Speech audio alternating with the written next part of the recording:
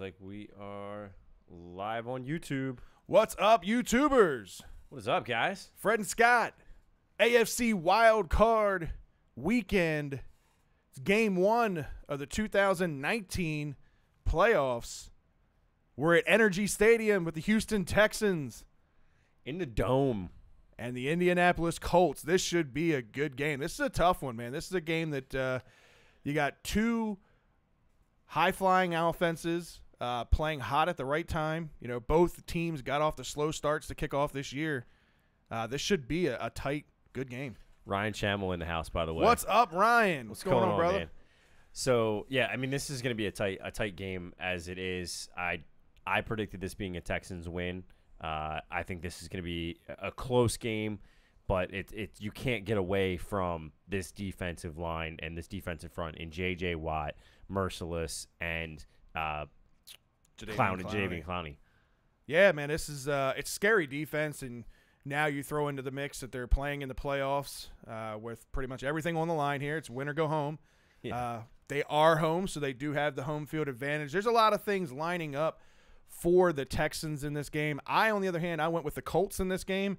I think Andrew Luck, if you take out Pat Mahomes, you take out a couple other guys, I think he's right there in the MVP mix as far as what he's been able to do to prove kind of the naysayers wrong. Don't lie. You're just on the Frank Reich train. I love Frank Reich. I think he's made a huge difference. You know, we saw what he was able to do in Philadelphia and taking them to a Super Bowl last year, at least being part of it, a big part of it in my opinion. Now he comes in here in Indianapolis. He builds the offensive line into one of the best offensive lines really in the game right now. That's what is causing Andrew Luck to have a lot of the success that he's having is he's getting all the time in the world to go through his progressions and look downfield. Plenty of time to go through his progressions. And you have, plenty of time to go through his progressions, but to mainly look for the guy, T.Y. Hilton, who is his biggest threat on that team. But you also have guys like Ebron, who are also big threats at tight end. Yeah. I think he's second on the team to T.Y. in receptions and yardage. Yeah, I mean, he's kind of been reborn out there in Indianapolis. A guy that kind of got lost in the fold in Detroit. Showed flashes at times, decent play downfield, big red zone target, that kind of thing. But he's really flourished here in Indianapolis in their offense. So, for me, I think this is, again, it's going to be a tight game. It's going to come down to who is going to make the least amount of mistakes. Can this offensive line, to your point, hold up against the defensive front that is the Houston Texans? They're going to be coming after him left and right in this game. But I think the answer is no. Just say. I'm putting my money on the Colts in this game. So we'll see how this thing shakes out. But appreciate you guys tuning in here on a Saturday for this wild card game. While you're here, do us a favor, hit that thumbs up, hit the subscribe button. We appreciate that. Still have about 10 minutes before kickoff, so if you guys have any questions or anything, feel free to comment, let us know. We're going to be taking those comments kind of throughout the show. We're also going to be making sure that we get the live play-by-play in because there's plenty of people who are tuning into us to actually listen to the play-by-play. Right. So, again, just a disclaimer out there, we cannot show the game due to copyright reasons, so we choose not to, so that way we don't get kicked off the air or get in any kind of trouble with that. No getting the YouTube channel shut down. Right, so we're just going to try to give you commercial-free commentary from our point of view and our takes on everything. I'm excited to get this game underway, not the Florida State and Virginia game that we have going on the TV right now that I think you accidentally changed the channel. All of a sudden we start calling the game. Yeah, calling the wrong game there. But, yeah, I mean, so for me, like I said, Andrew Luck, this is a guy that had a lot of question marks kind of coming into this year around him. Was he going to have the same arm strength that he had prior to his injury? Was he going to be able to get the ball down the field? There was a lot of people who had doubts that he would ever even play football again. Just the way that the Colts were being so extra cautious with this guy and how slowly they brought him along. But like I said, I think he's proved pretty much all the naysayers wrong with the year that he's had and put them in a position now to go on a playoff run. Records go out the window at this point. Yeah, I mean, the Colts, when you look at them as a team, you talk about the last several games that they played and you look at their season, I think they've won 4 of the last 5. Mm-hmm. And all of them in a row. Yeah. So the last time they lost was 5 weeks ago. So it just goes to show you, or sorry, I guess 6 weeks ago at this point, but it just goes to show you once this offense gets going, they can be somewhat of a powerhouse. And they weren't going against easy teams either. Right. And that's one of the things you look forward to towards the end of the season is some of these tougher matchups that really can dictate it. And they got in by the hair of their chinny chin chin. It was coming down to them, the Ravens, and the Steelers. They sealed their fate by winning. Yeah. If they would have lost, it would have been between them and the Steelers would have held the playoff berth at that point. Yeah, I mean, these are two teams that kind of had similar paths really into the playoffs. You know, both teams got off to pretty bad starts. The Colts started the year off 1-5 before going on a 9-1 run to finish the year, whereas the Texans started the year off 0-3 before finishing 11-5. So both of these teams, again, kind of got off the slow starts. I was high on the Texans. They were my pick as either division winners or at the very least wild card winners out of that division. I think we both were pretty high on the Jacksonville Jaguars. I don't know anybody that wasn't. I don't know anybody that wasn't high on the Jacksonville Jaguars going into this year. Yeah, I figured this would be a pretty competitive division. A lot of it was going to lay on the health of Andrew Luck and was he going to be able to come back and perform at the level that he did prior to the injury. Yeah. Our buddy Sonny over at SCG Sports. What's up, Sonny? He says, who was the one to pick the Texans? Yeah, that was me. And we're going to see how it works out. I think it's going to work out in my favor. Yeah. And then all of you can go crying a river because, well, we're going to face River. Big shout out to all of our fellow YouTubers out there. SCG Sports is one of them. So if you see him in the chat room, make sure you go to his channel, hit subscribe on him. Bunch of good Ravens guys that we do some collab work with. Ingraven, Joe Nubo. If you don't know them, look them up on Twitter. We'll actually put description or links below after the video's over. So if you want to subscribe afterwards, you can do that as well. All good guys for sure. Ryan asks, how do you rank the playoff QBs now and future potential? Now and future potential, man, that's a loaded question. So. I mean, we can start with this game. I think Deshaun Watson's the real deal. I think this kid is just kind of scratching the surface at what he can do and what this offense in Houston could be. I think albeit he's young, he's proven himself to be a good quarterback in pressure situations. You know, this guy came out of Clemson and in the national championship. So, I mean, he's been in the spotlight before. I don't think this game's going to be too much for him. And like I said, he's coming off a big injury. An ACL injury is not fun for anybody to come back, no matter what position you're playing at. But he's been able to do that, and he's playing at a very good level. So I think this guy is right there at the top of some of the young quarterbacks, specifically that are in this playoffs right now. If I got a little bit of a bias, you know how I feel about Lamar Jackson. He's another guy that I think is just kind of scratching the surface at what he could potentially do and what this offense could potentially do. He's been able to take the Ravens to a 6-1 start here, get them into a playoff run, really on a very, very limited playbook basis. So if he can continue to kind of grow and blossom into what we hope him to be, you could be looking at a few really good young quarterbacks in the AFC specifically. What do you see in the NFC? Nick Foles. Really? Nick Foles. He's a free agent this year. Look, Nick Foles has proven himself not once but twice. Okay. Going into the playoffs. Maintaining a playoff spot and then getting a playoff spot.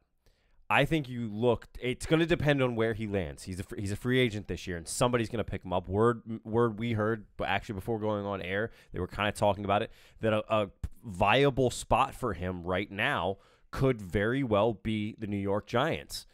And to have him play and his ability he can get out of the pocket fairly well. He can sustain a drive almost as good as Carson Wentz on a regular basis, or Carson Wentz at his highest ability. Mm-hmm. But I think he is of future. He's the guy that I'm looking at saying, look, I think you've got the most potential. You have the most potential to drive down the field. Now, if I'm putting somebody else behind him in the NFC, it's going to be the Saints. It's going to be Drew Brees. For the future? I think Drew Brees is gonna have another few years left in him. the guy is timeless like Brady is.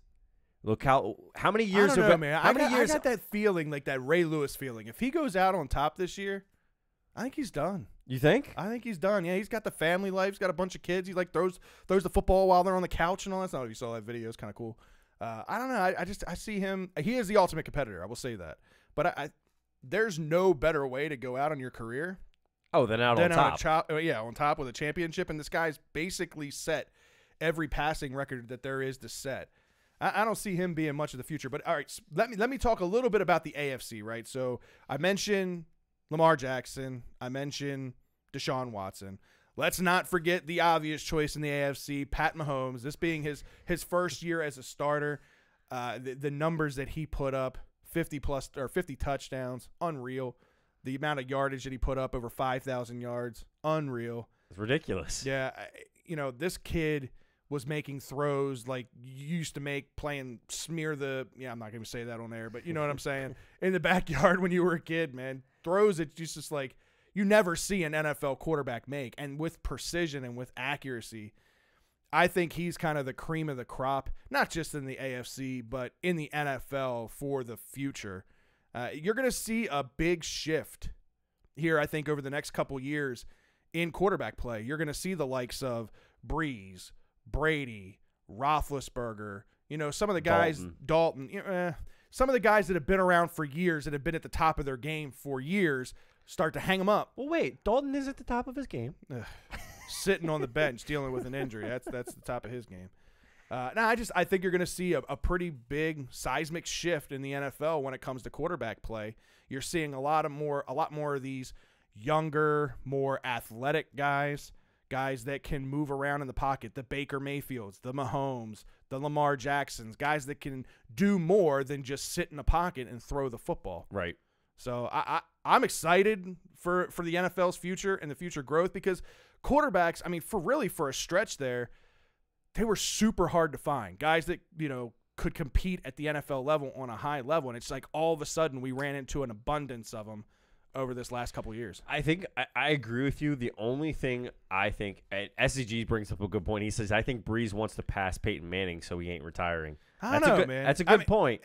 I don't know. If he wins a Super Bowl, that's the only thing I say. If he wins a Super Bowl, there's no higher achievement than that. I think he goes out. That's just my opinion, but we'll see. We'll see what happens. Yeah. Spotlight Sports chiming in. What's going on, man? What's going on, brother? So, seeing you got your green screen up and going, man. We'll see you in a little bit on your live stream. Yeah. So for me, when I look at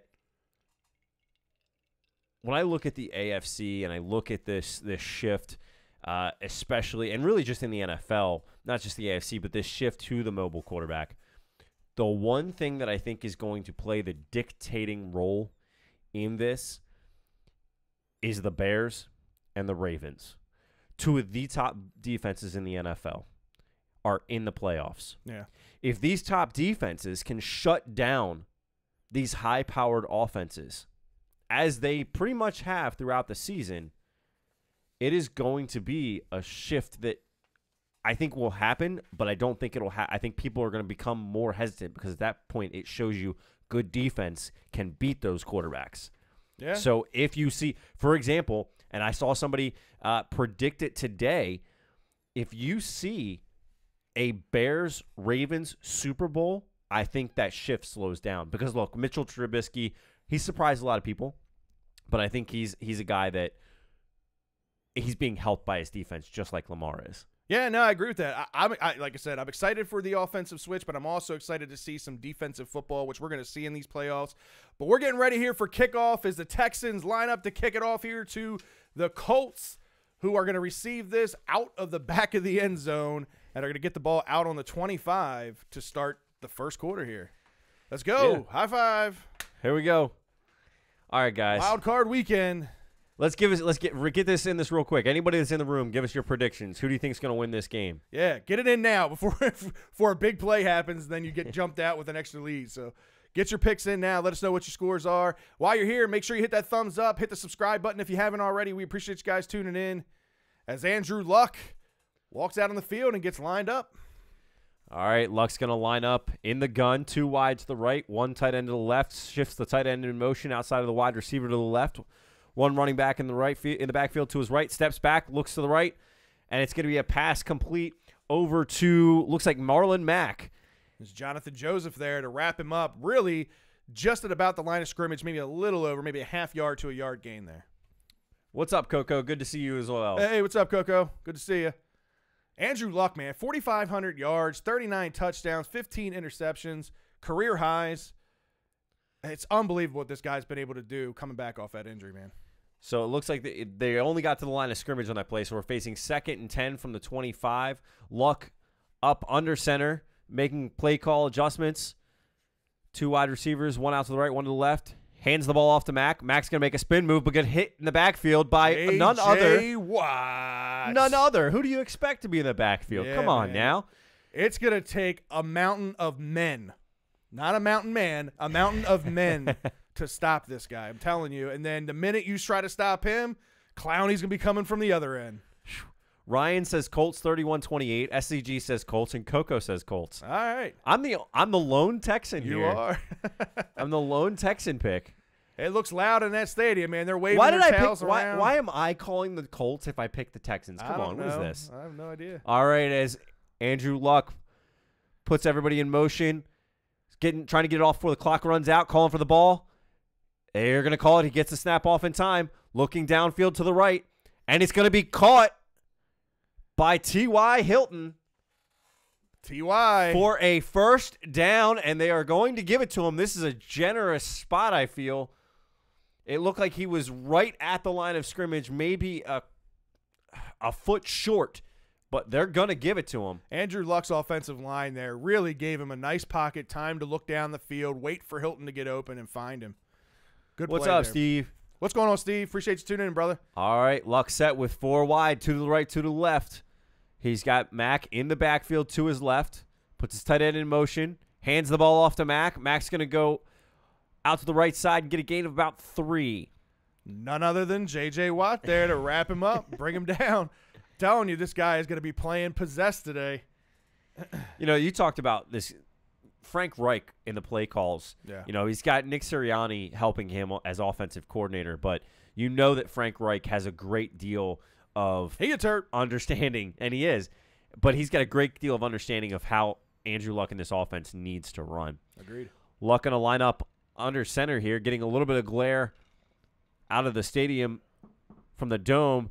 He's going to hand the ball off, fakes the handoff to Mack. He got me on it. He looks out to his right, and he just throws it away. Nobody even close. Going to be facing 3rd and 7 now from about the 35-yard line. 12 minutes, 10 seconds left to go here in the first quarter. We're just getting started. Colts and Texans tied at 0 as the Colts on their first drive here trying to pick up a big first down. As they show Frank Reich making the play call here. Yeah. I said it, you know, that he knows this team it. well enough. And whoever the backup QB here is That's calling. Brissett. Is calling. He's telling Reich, don't do it. Literally was coming up, shaking his hand, going, no, no, no, no, no. Luck's going to get his men set here. He's got 5 left on the play clock. He's got to get this snap off quick. 4, 2, 1. Calling for it. There's a jump, but they're going to let it play out. Marlon Mack is going to go to the left side. He's going to get a gain of about 4. Tyrann Mathieu and Jadeveon Clowney there on the stop, just short of the first down, but they are going to call offsides on the defense. J.J. Watt tried to time the play clock there. He didn't. I don't think he was listening to the cadence. I think he tried to time the play clock. No, but I tell you what, he timed that play. I was surprised that the whistle was not blown. I thought the flag would be thrown for delay of game for sure. This looked like it should have been. He's sitting there calling for it, and then it's an extra second. I don't even know that was. I think the center snapped the ball, and he moved on the center. He moved. He was in the neutral zone for sure, at least. Nonetheless, here it is, 3rd down and 2. 3rd and 2 from the 43-yard line. Luck trips wide to the left, 2 wide out to the right, drops back, looking right, scrambling to his right, looking back to the left, hits a man. T.Y. Hilton with the catch, and it's a reception. It's going to be a gain of about, let's see, 10. It looks like they're going to spot at 13. They're going to give him the extra yardage here. So now it's going to be on the Houston 44, 1st and 10 here. Jadeveon Clowney was kind of spying on Andrew Luck there as Andrew Luck rolled out to his right to get out of the pocket, made sure that he wasn't going to scramble for the yards, but Luck's able to find Hilton close to the sideline there for the first down. All right, as we see Luck setting wide receiver in motion from right to left. Mack in the backfield. He's going to fake the handoff to Mack, looking right, and almost intercepted by Jonathan Joseph. Funny story here. Jonathan Joseph covering T.Y. Hilton, by the way. Yeah. So T.Y. Hilton and Jonathan Joseph had kind of been going back and forth on Twitter, and T.Y. said that Energy Stadium was basically like a second home to him. Well, Jonathan Joseph didn't take very kindly to that. No, he did not. Called it clown comments, but I think T.Y. Hilton got the last word as he walked in like that in the stadium today. Pretty hilarious. It had Colts are winning already in this game. All right, Colts. Andrew Luck in the gun, drops back, looking downfield, and he hits T.Y. Hilton at the 8-yard line for a reception. What a catch. Cover 3 on that. Cover 3. Hilton. Wow. Big play for T.Y. Hilton. It's in triple coverage there. Luck put that in a spot that nobody else would have been able to get to that ball. Literally just fell into T.Y. Hilton's hands. At his hips. Yeah, it fell right into his hips, right where his hands were. Man, he couldn't have put that ball in a better spot. No. And so now we're going to face it. He gets it the spot at the 6-yard line, gets the snap off, looks right, and it's going to be to Eric Ebron for the Indianapolis touchdown. Colts go up 6-0 right in front of Tyrann Mathieu. We just talked about it before we went live. Eric Ebron, man, and what he's been able to do in the red zone for this Indianapolis offense. Unreal. It is unreal. He was on my fantasy team for the sole purpose of what he was doing in the red zone for this How well offense. did that work out for you? Yeah, you know what? You can shove it. I had some issues at the beginning of the year with fantasy football. All right. You're only saying that because you got the damn belt. That's I did. All. You're lucky I didn't wear it again today. As Vinatieri is going to line up for the kick, and the kick is going to be up. And it's good right down the middle. Old man Vinatieri for the extra point there. How old is he now? Is he like 37 now? 37. He's like 47. 47? Christ, he's old as hell. He's got to be at least 45, I would think. 44, right. 45, somewhere in there. You don't get that white of a beard without being like hey, mid-40s. If you're stressed, it happened. Stress? What has he got to be stressed about? Hold on a second. From a Baltimore standpoint, Mike Elias has more gray hair than you do, and you're almost the same age. Nah, that's very true. Just saying. That's very true. That just shows your age. You watch your mouth when you're talking to me. Coco says, will you cover the Seahawks and Cowboys game tonight? Unfortunately, with timing schedules, it doesn't look like it's going to be something that we're going to be able to do. Depending, there might be a situation where that might be able to happen, but it's a real reach right now. Family, I have. We'll keep son, you updated so we'll as the game going. We'll let you know like after halftime if that's going to be feasible for us or not, but I doubt it. And tomorrow I will be down at M&T Bank Stadium for the Ravens-Chargers game, so we will not be doing a stream for tomorrow's games. We'll let you know for the following week, just kind of depending upon how our schedules work out. If the Ravens are going to be back in the if the Ravens are going to be back in the playoffs, they won't be home. It'll be away. We should be able to do some sort of game next weekend. We'll find out and let you know for sure. But do check out Darian over at Spotlight Sports Talk. I think he's going to be streaming that game. So make sure you check him out. He's up and coming on the YouTube front and loving it. I know he's been talking with Fred a lot about our channel and how we do some of the things that we do so that he can do it on his channel as well. So, go check him out. If you have a chance, make sure you give him the thumbs up, like SCG as well, Engraven, one of our buddies, and then Joe Nubo, all on YouTube. Go check all those guys out if you get a chance. But look, I hate this because all you Colts fans, all you guys that pick the Colts are going to be like, see. But there was some pressure there. They got lucky on the call for J.J. Watt for the offside. Lucky? I still think lucky. You know what? I still think that play never should have happened because I think it was a delay of game on Andrew Luck. Yeah, I mean, it was a very tough call. It was very bang. J.J. Watt was definitely, in my opinion, offsides. Now, yes, I think the play clock hit double zeros before the ball was snapped, so it should have been a delay of game. But nonetheless, that's how the NFL works. There's plays that go in your favor and there's plays that go against you. there's one that went against Houston's favor there. As we get set up here for the kickoff. Rigoberto Sanchez is their kicker for kickoffs. As the ball is going to bounce in the end zone and go out the back. And Houston, Deshaun Watson. Vinatieri's 46, by the way. 46, all right. Deshaun Watson trots out on the field for the Houston Texans' first drive of the game. Like I said, I think this kid, albeit he's young, and some people want to say, how's he going to handle the pressure and all that? This kid is battle-tested. Talked about it earlier, him being able to go through the national championship games when he played at Clemson. No bigger spotlight than that in college football. We'll see how he handles it as he lines up under center here, fakes the handoff to Miller, looking down the field for a deep pass on first down. He finds Hopkins, but the ball is slightly underthrown. And Hopkins, no flag there. Hopkins looking for a flag as Moore was kind of draped on him. There was definitely contact there. I guess you could say it was contact on both sides. Ball's a little underthrown as well. Ball was definitely underthrown there.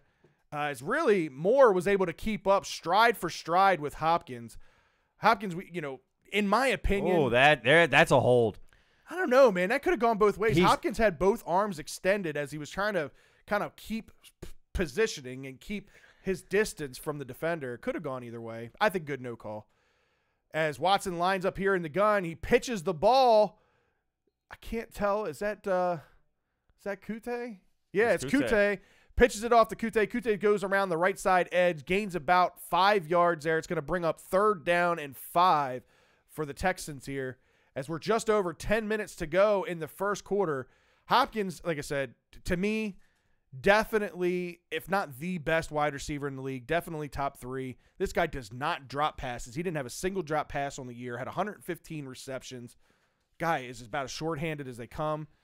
Yeah, Watson lines up in the gun here. He's got single back formation. He's looking for his back. He hits Miller, but Miller is going to be just shy of the first down as Indianapolis is going to come up with a big 3-and-out to start their first defensive stop here. Looks like it's going to bring up 4th down and about 1.5 yards. And you brought up Hopkins. We do have to remember in this game, Hopkins is battling a kind of continuous and lingering ankle injury, a little bit of ankle soreness. Right. So you'll look for him to be stretching a lot on the sidelines, trying to keep that ankle loose. All right. Chester Rogers will be back for the Colts to Trevor receive Daniel this punt. Into punt. Clean snap, clean kick, not much pressure there. Decent punt. Looks like he's going to fair catch it at the 25. So we're going to see Andrew Luck and this offense come back out. This is hard to call for them when I pick the Texans. I'm just saying. It's really hard to do. We could flip-flop if you want to flip-flop. No, it's all right. It's all right. I got it. It's just when you pick the Texans and then you got to sit there and call the Colts. Let's flip-flop then. All right. I got it. We flip-flopping. I don't want to hear complaints. We flip-flopping. Flip-flopping. See, no. Well, you wrote up all the notes for the Texans, so you get to keep the Texans. All right. I'll do the Colts. I got this. So what do you guys think out there? Who do you think is going to win this game? I know several of you guys have chimed in saying Texans. Oh, we do have Valinsky Rise does say Texans. Okay, so we got somebody out there with some somebody Texas on the support. same side as me here. All right. Everybody else is saying Colts. We thank everybody for tuning in. Make sure you hit the thumbs up. The more we get thumbs up, the more it'll show up when people are searching for it in the streams and on YouTube. So definitely want to make sure that you do that for us. Also, while you're here, make sure that you reach out to us. Check out all of our social media websites, all of our pages, birdlandbs.com. You can also check out our Facebook page, our Twitter page. All you got to do is search Birdland BS. You'll be able to find all of it there. There's links to all of it below. We have had questions in the past as well as far as some donation opportunities that people have asked us that they wanted to donate, and they asked us how they could do that, so they sent it off. So if you want to do that, that link is down below as well. Everything goes right back into the show with the green screen, the TV over here, over my shoulder here. We definitely appreciate all your support. Again, the thumbs up means a lot to us, the comments, the interaction, all that stuff. We're going to try to do this, again, a whole game, commercial-free. So any of your interactions, any questions that you want us to talk about, anything, even outside of this game, we got a lot of playoff games here, and we got a lot of people that are obviously very jaded in what team that they're going to be picking and rooting for in the playoffs. So if you got a topic or something you want us to talk about, make sure you drop those comments down below. We'll try to get to as many of them as possible throughout the show, for sure.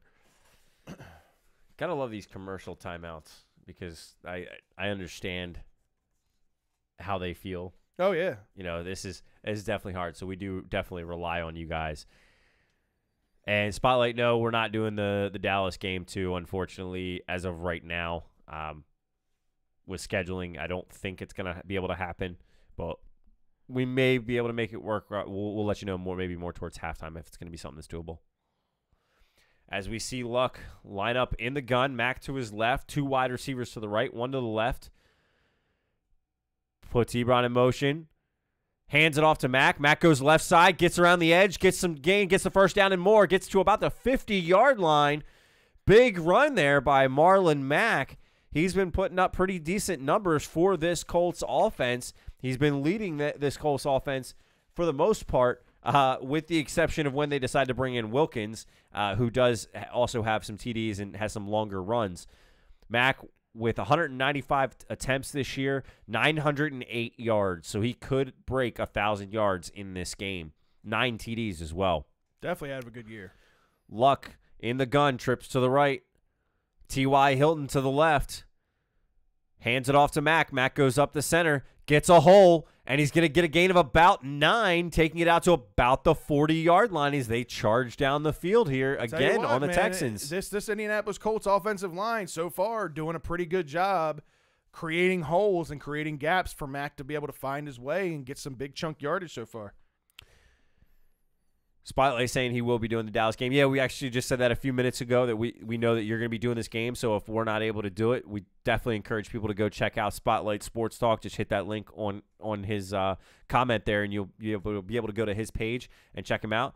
Keith Meeks, hashtag Ravens Nation, says he's shout out from Iowa. What's going on, Keith? Appreciate you tuning in, man. As Colts just get flagged before the play even happens for 12 men on the field. Yeah. Not a way to go. You get downfield and then you start moving backwards. Those are the kind of mental lapses you can't have as a defense. Not in the playoffs. Every penalty, every yard is critical. Can't be giving up free yards like that. Yeah, now they're going to be backed up to the Houston 45. As we see Luck under center. Mack in the backfield. He's going to hand the ball off to Mack, who's going to run up the center and get a gain of about 1 on the play. J.J. Watt on the stop. He has been crucial so far, being able to stop some of this run game. Yeah, Andrew Luck really kind of playing protective offense right now, really not taking many shots deep down the field, just getting the ball out quickly, which is what you're going to have to do against this defense. This defense, they're strong, they're fast, and they're athletic, so got to get rid of the ball quickly. They are. Luck in the gun, trips out to the left, 1 out to the right, puts T.Y. in motion from left to right, Mack in the backfield to his right, and a jump off sides. Yeah, this is going to be on the defense. It's all merciless. Yeah, merciless there, trying to get off the edge a little too early, jump the gun a little bit. Again, that's one of those discipline-type flags. You can't have them. No, it's also trying to time the snap count there. That's probably a pretty good job on Andrew Luck with the snap count, trying to set it off. That's one thing that Andrew Luck does very, very well. His cadence is never consistent. He's always kind of modifying and changing that up, and you'll see this a lot. He'll get defenders to jump like that, trying to time the cadence. As you see, Romeo Crennel, the defensive coordinator for the Texans, trying to get his team under control. As Luck hands the ball off from under center, and he's going to hand it off to Mack, who's going to get a gain of about 2, maybe 3 on the yard. Looks like they're going to spot it about 2, and he's going to be on the 38-yard line, so it's a first down. 1st and 10 now. 1st and 10, Colts. As the Colts continue to charge down the field here in the first half. 6:55 remaining in the first quarter. We're going to see where they go with this now. Luck in the gun, 2 wide out to the right, 1 out to the left. Mack to his left. Fakes the handoff. It's a reverse going out to the left-hand side, and it's going to be Pascal who's going to get the ball for about a 14-yard gain. Done on the stop Big gain. Colts aren't playing, man. These guys are coming out aggressive, using some non-risky plays, but they're taking chunks. This is how you got to get down the field against these teams. It's not on big strikes. It's on these nice little small chunk yard plays like this.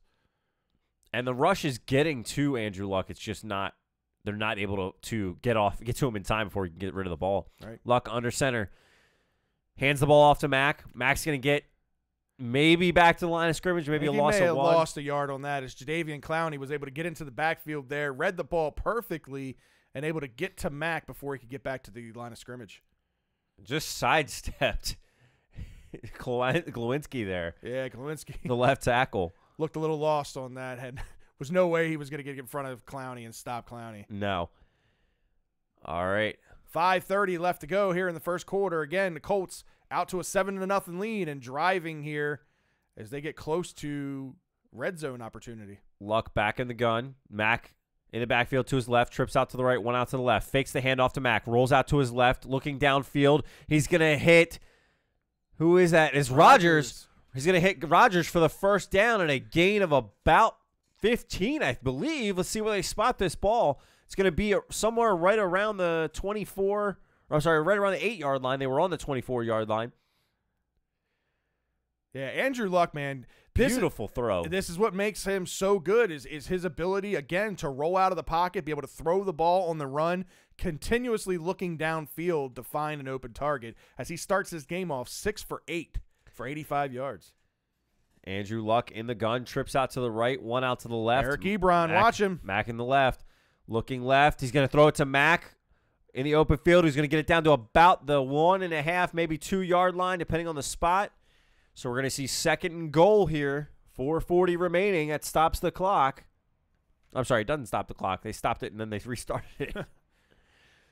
Yeah, man, this is you got trip wide receivers out to the right, and, I mean, it was obviously a designed play to the back, out of the backfield there. If Mack gets low and extends the ball out there, he may have picked up a touchdown, but smartly hangs on to the ball and doesn't risk fumble, brings up 2nd down and goal. All right. In the gun, putting Ebron in motion from left to right. Mack in the backfield to his right. Hands the ball off to Mack, who's shifting out to the left and is going to get in the end zone for a touchdown. Touchdown, Colts. That's Colts' 2nd touchdown here in the first quarter. 4:03 left to play in the first quarter now. Man. Marlon Mack with a 2-yard touchdown run. And it is quiet in Houston. They are being silenced at this point in this dome. Wow. I never expected, as much as I did expect the Colts to win this game, never expected them to come out and jump out to a 2-touchdown lead this quickly with 4 minutes left to go in the first quarter. We got to see how Watson winds up responding to this as they line up for the kick. And Vinatieri, it's up and good. You don't hear that very often. SZG, you can shut it. He just said Scott, ... Yeah, right, exactly. 4 minutes and 3 seconds left to go here in the first quarter as Houston's going to get the ball and come out for their second drive. Hopefully for Houston's sake, it ends up a little bit better than their first drive. I sure as heck hope so, man. This is one of those things that you need to get downfield, and you need to get downfield quick. You cannot, if you don't answer here, it kind of, I don't want to say seals the pace of the game, but it does. Right. If they can score at will and shut you down at will, it's just going to show this could be a high-scoring game. But if they come out and they're able to put up some points here, it'll be a high-scoring game for both teams and not just one. I think for Indianapolis, the key here is that they've basically taken the home field advantage away from the Texans. Right now, I think the fans are stunned. The air is kind of out of the stadium now. They deflated it. I wonder if he took a page out of Brady's book. Deflate gay. Yeah, I'm pretty sure that fan base is on the edge of their seats right now. Want to see the Texans come out here on this second drive and put some points on the board. They need something to get going here offensively. They need to get the running game going with Miller and Blue. Yeah, they took a few shots, obviously, on that first drive there. If they hit DeAndre Hopkins down on the field there, that's a big gain there. But, that's the risk you take with taking big shots down the field. They're usually low risk. I mean, low reward. Ryan says, yeah, no, absolutely dominating. You know it. You know it, baby. But this Colts team, man, I think a lot of people don't realize just how good this team is. This is the 7th ranked offense in the NFL this year. 7th. Think of where this team was just a year ago, 2 years ago, without Andrew Luck. This goes to show how important two things are. An offensive line, which they did not have for the past couple years, one of the worst offensive lines in the NFL. I'm pretty sure they were going to the local fast food chains and just picking up anybody that wanted to go out there and block. Hey, Bubba. Hey, big boy. We got a jersey for you. I mean, that's what basically they were doing there for a couple of years, and now they've got a really good offensive line. They drafted the kid Nelson out of, I believe, out of Notre Dame, who's done a real good job for them at guard. He's kind of got that. You just pause it. He's kind of got that almost like Marshall Yanda-ish type of feel to him as far as the way he plays the game. So I like what they're doing there in Indianapolis. They're building in the trenches. And then, again, we've talked about it multiple times. Andrew Luck just proving that he's still Andrew Luck. And he can still put up points. As the kick goes back out of the back of the end zone here. And the Texans will get the ball at the 25-yard line. All right. So for your sake and for you Texan fans out there, let's roll the dice. Let's go. Hopefully you guys get something going here. You need something to give your defense some rest. The defense has been on the field far too much already through first quarter. You got to get them some time to rest. So a productive drive here would even end in a field goal if you can continue to pick up first downs, use some clock here. Points on the board. Watson lines up in the gun. He's got single back. He brings wide receiver in the motion. He throws out to his tight end, Ryan Griffin, for a gain of about 6 yards there on first down. Deshaun Watson, first player in NFL history with 4,000 passing yards, 25 passing touchdowns, 500 rushing yards, and 5 rushing touchdowns. That's incredible. His versatility and what he's able to do as a quarterback in just this short period of time that he's been in the NFL. With a less than solid O-line. Watson in the gun, single back, hands it off to Miller. Miller goes left side of the line, up the middle for a gain of about 3 yards there. It's going to bring up 3rd down and 1. A critical 3rd down here for the Texans already, as they need to pick up this first down and really, really take some time to get your defense some rest. Big spot here. It's going to be from the Houston 34. Kike Kute, guy that was kind of questionable coming into this game, dealing with some injuries, is playing. As Watson lines up here in the gun, again, single back formation. They hand it off. Left side is Alfred Blue, and he's able to get a gain of about 4 or 5 yards there for a big first down for the Texans. I said it. I said they had to get Miller and Blue going, and here we go. Yeah, got to get that running game going. Got to keep the clock moving. And, again, give your defense some time to rest. It's going to be 1st down and 10 here with 2 minutes and 40 seconds left to go in the first quarter from the 38-yard line. As Watson lines up in the gun, he's got 2 wide receivers to his left. Looking down the field, looking deep as he goes deep down the field yet again. He's got Hopkins, but the ball, or no, that's not Hopkins. That's, is that Vincent Smith? Yeah, it's Vincent Smith. Ball was thrown a little out of the way. It wasn't catchable. Vincent Smith tried to twist his body around in a way. When you're running straight down the field, like that's hard to do, to reposition your body like that. Almost came up with the catch as the ball goes in between his hands and out. Man. 2 underthrown balls by Watson, deep balls at this point. Yeah. Watson again lines up in the gun. He's got his tight end lined up at fullback. He hands it off to Miller. Miller trying to find a hole. Gets about a yard on the play. It's going to bring up a 3rd down and long, 3rd down and 9 here for the Texans. They have to do something. They're trying to take a shot there when they should have stuck with what was working, and that was the run game. Right. And when it doesn't work, the book is you go back to the run game. That's the way the Texans have been doing. When they haven't been able to get something going downfield, they go back to the run game to try and open it up again, and here we go again. Watson lines up 3 wide receivers, trips to his right. He's got Hopkins up top to his left, single back formation. He's looking Hopkins' way. He throws out that way towards the sideline. First down. Hopkins is able to catch it and get both feet in bounds according to the refs there. It's going to be close. We'll have to see what the replay says, but it's enough for the first down as of now if the play call stands. He was right at the edge of the sideline as he makes this catch here. Ooh, I don't know, man. He drugged that right foot, but did he keep it down long enough before he had possession of the ball? Exactly. Yeah, it's going to be interesting to see here what Frank Reich does. Does he decide to challenge his play or not? So far, no challenge flag has been thrown, but it looks like they may have. The players have kind of paused on the field here. Yeah, it looks like there may be a challenge coming here. I don't know. So he definitely had his left foot down. His right foot was dragging. The problem is here, his right foot lifted to come off the field, but was it down long enough for him to have possession of the ball before his foot came off the ground? We'll have to see it in slow motion here. I don't know, man. That's close. That's really close to me. If I had to make this call, I'm saying it's an incomplete pass. But again, if the call on the field is a completed pass, it has to be conclusive for them to be able to overturn it. It's supposed to be conclusive. Yeah, Let's get this right. What's up, Lisa, our resident Cowboys fan? What's going on, Lisa? I'm sure she's excited for tonight. Mm-hmm. By the way, it's a big game for he picked Texas. the Seahawks. Just saying, I didn't. I did. I got a little bit more faith in Russell Wilson and Pete Carroll and the experience in the playoffs. I think Dallas is a good football team. If I had to put my money on it, I'm going with the Seahawks in this game. It's just my opinion. But it's a big game for Texas, the state of Texas. You got two football teams, the Houston Texans and the Dallas Cowboys, both playing in playoff games here today. At home. Both at home. So I'm sure it's one big party in the state of Texas today. It's a big state. You ever been to Texas? I have, yes. I have once.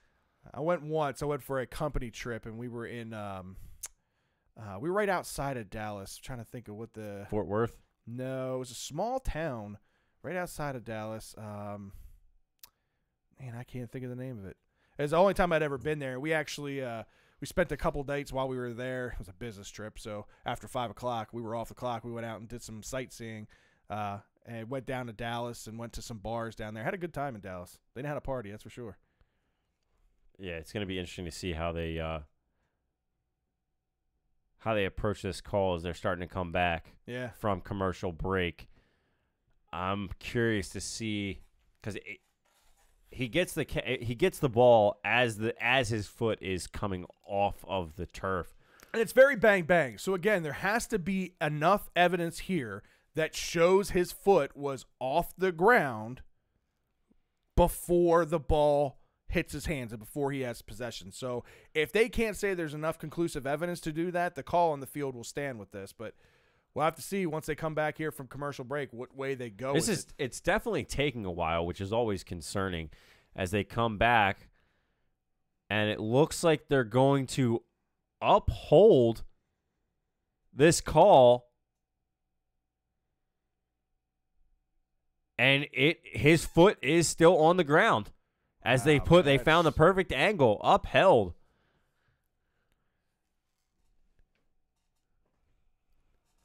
All right, Deshaun Watson lines up under center, single back formation. He fakes the handoff. He's under pressure. He scrambles out of the pocket right side, looking down the field and just throws the ball away. That was a horribly thrown ball. That ball was wobbling. He was just trying to get rid of the ball to avoid the sack and avoid losing yardage there, which is a smart play, especially on first down there. As Bill O'Brien, the head coach for Houston, this is his third playoff appearance now in the last 5 years. Pretty impressive what he's been able to do down there in Houston. Also his own offensive coordinator, too. Yeah, right. Doing the play calls as well. All right, Watson lines up in the gun here. He's got 3 wide receivers out to his left, 1 to his right. Looks like Hopkins is out to his right. Fakes the handoff to his Miller. He's looking down the field, middle of the field, throws behind Kute there. And so far, I don't know if it's the receivers and Watson just not being on the same page. But not connecting very much at all. Not connecting. Watson throwing the ball a little off target, which is pretty rare. Well, it also doesn't help that Watson has to be on the move as much as he is. Right. He's not getting him time to sit in the pocket to be able to look and go through his progressions. He's having to go through those progressions while on the move. Right. All right, Watson again lined up in the gun. He's got 2 wide receivers to his left, 2 wide receivers to his right. He's looking to his left, going through his progressions, comes back to the right side of the field and hits Kute on a crossing route for a gain of maybe 6 yards on the play. It's going to bring up 4th down at about 4. They did cross over midfield there to the Indy 45. We got 55 seconds left to go here in the first quarter. Again, Indianapolis leading 14-0. Bill O'Brien here with a tough decision, and it looks like they're going to keep the offense on the field. I don't know if they're going to try to get Indianapolis to jump or if they are actually going to go for this, but they're lining up like they're going. They've got 3 wide receivers to the left. Hopkins to the right. Kute shifts over to the right. Deshaun Watson in the backfield by himself. There was some movement on the line there. But interception! And it's picked off as Watson throws a bad pass over the middle there. But there was some movement early on both sides of the line there, but no flag was thrown. Man, this is not a good start for Houston at all. Right into the hands of Moore for that interception at the 40-yard line. I don't know what he saw. It's a 10-yard return on it as well. I mean, his tight end was there, but his tight end went to the left. Moore was just kind of playing zone coverage there. I don't know how he didn't see him. Moore steps right in front of the tight end for the easy interception. Hits him right in the numbers. Fortunately enough for Houston, the offensive lineman and the tight end was there to wrap him up and keep that from being a pick 6. Yeah. Luck lines up in the gun. 3 wide out to the left, 1 out to the right. Mack in the backfield to his right. Making an adjustment at the line. Drops back, looks left, and it's caught. Gone downfield to about the 40-yard line. It's going to be a first down, and that's going to be caught by Inman. Dontrell Inman.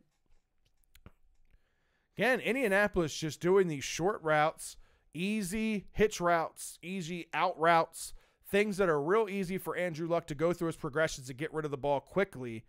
As we come to the end of the first quarter, a stunned crowd in Houston. Yeah, this crowd has been silenced at this point, especially after this interception. You have the Colts who go up 14-0 and then have a huge interception on a 4th down conversion attempt by this Texans offense with a completely ill-advised throw from your quarterback at that point. You can't – this is one of the things with Watson that has really had him on the ropes this year. It's not just this tough offensive line, and when I say tough offensive line, I mean they're tough to deal with because they don't give him any time and very much protection. Right. But he's already struggled, but it's those small mistakes that are huge. You know, that is a clear throw. This throw that he makes, as you said, his tight end Griffin shifts out to the right. He had a wide receiver shifting out to the left, looking to go downfield out of the slot. And it was almost as if he expected the wide receiver to turn in towards the inside of the field, and that's where he was kind of putting the ball so that it would be him or the tight end Griffin catching the ball, but it just wasn't there. So whether that's a misunderstanding of what route he was supposed to be running or that's just him throwing a bad ball, one of the two. Yeah, Either way, you can't have it. This offense throws a lot of passes based on timing routes, and when it works out, it looks beautiful. When Watson can anticipate where a receiver's going to be ahead of the time and be able to put the ball in a place where the wide receiver just hits it in stride, it looks great. But when things like that happen where the two players aren't on the same page and Watson throws the ball one way and the wide receiver runs the other way, that's what happens is the ball gets caught in no man's land, and if there's somebody there just playing zone coverage, it's an easy pick. It's a very easy pick at that point. Yeah. You can't make that mistake. It's ridiculous to even think about making that mistake. So right now, Andrew Luck, 8 for 10 with 101 yards, 1 touchdown. Watson, 5 for 10, 30 yards, 1 interception.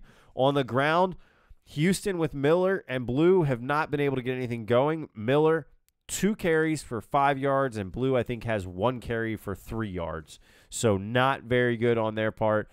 I will say, though, I mean, this Houston offense, when they were moving the ball, albeit it wasn't very much, when they were moving the ball, it's when they were running the ball. Yeah, I mean, And that was how they picked up their first couple of first downs there. If this team wants any shot at getting back into this game, they got to commit to having more of a balance. Yeah, the running game for the Colts, Marlon Mack, 8 carries, 40 yards, and that one touchdown was a 2-yard touchdown run. Here we go. As we see Luck from the 40 in the gun, fakes the handoff to Mack, throws it over the center, and that's going to be caught by, who was that caught by? Rodgers. That was Rodgers again. Yeah, Tyrann Mathieu there for the stop. You know, the Texans have a couple of big decisions in the offseason to make about some of their defenders. Tyrann Mathieu is a guy that his contract expires at the end of the year. Jadeveon Clowney is another guy that his contract expires at the end of the year. Wouldn't be surprised if we see a franchise tag used on Clowney. I wouldn't be surprised either. As Luck in the gun, hands it off to Mack, goes out to the left side, bounces out to the left even more, and is going to get a gain of maybe about 3 on the play. Not very much at this point. 14-18 left to go here in the first half. Colts leading 14-0. It looks like they're going to spot this ball at about the Houston 23. 23. Really? Let's see. Yeah. Yeah, it's at the 23. Okay. Luck under center. 2 wide receivers to the left. Mack in the backfield. Hands it off to Mack again, who bounces out to the left and then bounces back to the right. Barely gets back to the line of scrimmage. They're going to give him about a half-yard gain on that. Obviously probably going to spot it about a 1 full yard gain. So that'll put him about the 22 at this point. So we're facing 3rd and 4 on the Houston 22. SCG bringing up the point that he brought up last night on the collab vid that we unfortunately couldn't post, that he told us the offensive line for Houston's bad and Watson's feeling the pressure. It's exactly what's going on right now is we're seeing how porous this Houston offensive line can be. Yeah, Marlon Mack, 874 yards rushing, 4th in the NFL this season. As Luck in the gun puts T.Y. in motion from right to left, drops back, looking downfield. He's going to hit Ebron across the middle for the first down, and that's going to be 1st and 10 from the 17-yard line. Yeah, again, you know, we talk about this nasty defensive front by Houston, but you got to remember just how smart Andrew Luck is and how efficient he is. He's not holding on to the ball long. As you know, J.J. Watt was able to get into the backfield but can't get to him fast enough because Luck is able to get rid of the ball quickly. Yeah, and that's one of the things you're sitting here watching. They're showing Luck and how he's able to stay in the pocket a little bit longer. We'll see if it continues as Luck from under center drops back, fakes the handoff to Mack, looks downfield, and it's going to be intercepted after a tip, and that's going to be intercepted by number 92, Margus Hunt, with the interception. Yeah, Hunt with the big interception there as the ball was tipped up. Hunt being kind of at the right place at the right time, and able to guess who it was tipped by? J.J. Watt. Exactly. That guy is all over the field. He J.J. SWAT. He lines up on both sides of the field. Big play there because that would have been a big gain there as Luck was looking to dump it off to the running back there on what was going to be a screen play. But unfortunately for the Colts, the ball is tipped. Yeah, J.J. Watt giving this offense for the Colts a little bit of a chance to get back on the field here and stop and put the pressure now on the Houston offense, because we really need them to step up if we want to see them score. And this is the time that you do it. Your defense just gave you the ball back off the interception, off the tip. It's something you have to do. You have to charge downfield. And I think you got to recognize you got to hand it off. And if Miller's not getting it done, you got to hand it off to Blue. Yeah, and this is a way to get your crowd back into the game. A big defensive turnover like that, you know, when the Colts are driving and threatening to go up even more, for you to be able to make a big stop like that and getting a turnover can really regenerate. I can't speak today. Christ. That's all, folks. Yeah. We're a bunch of Looney Tunes. That's all. Oh, man. And we haven't even drank anything with that. yet. No, I know. Maybe that's the problem. It is sitting here. All right, let's do it. Shot number 1 of the day. There we Cheers. go. Such good stuff, man. It is good stuff. Smooth. All right. So as we wait from the commercial break, we're going to see them come back. It's going to be 1st and 10 with about 12:20 left here in the first half. Houston has the ball on the 15-yard line, their own 15-yard line. So you really need Watson to step up because he's going to be driving downfield the whole time here. Yeah. And you had some stats about this team. I know that you were kind of telling me about before the game. What was it you were talking about with me? Well, we talk about J.J. Watt a lot, and like I said, his partner in crime over there, Jadeveon Clowney, this is a guy that he's a game changer on defense. He's a guy that you can't let go in free agency. That's why I think it's going to be smart if the Texans can't work out a deal to see kind of like how the Ravens treated Terrell Suggs there early in his career. It was franchise tag after franchise tag after franchise tag. You got to do what you got to do to keep some of the best defenders in the game. And because they're once-in-a-generation type players. Those two guys paired together is what makes this defense as lethal as they are. I think he's a big part of the future for this team. As Watson drops back here, dumps the ball off to Miller. Miller gets out for a gain of about 10 yards. Might have picked up the first down, but there was a flag thrown on the play. Laundry on the field. We'll have to see what the call is here. May have been somebody jumped a little early. Came from the line judge, so we'll see what happens. And it's an illegal formation on the offense. It's going to be a 5-yard penalty and a repeat first down. It's going to be 1st and 15. So now they're going to have to dive out of the 10-yard line at this point. So Deshaun Watson, as battle-tested as he is, he's only had one game in his professional career, that's NFL and college, where he's come back from a 14-point deficit, that being in the college football playoffs as a senior in college. And that was against an Alabama Crimson Tide. Let's not forget that. Yeah, very good defensive football team, but nonetheless, only done it one time in his career. We'll see if he can do it here in the playoffs. As they line up from the 10-yard line, Watson hands the ball off to Miller. Miller goes right side but has nowhere to go. May have gotten back to the original line of scrimmage. It's going to bring up 2nd down and 15. Again, this offensive line for Houston not being able to hold up against this front seven of Indianapolis is very well. Deshaun Watson feeling the pressure, having to get rid of the ball, and he's made some mistakes here early. He's got to clean it up. So he lines up here in the gun.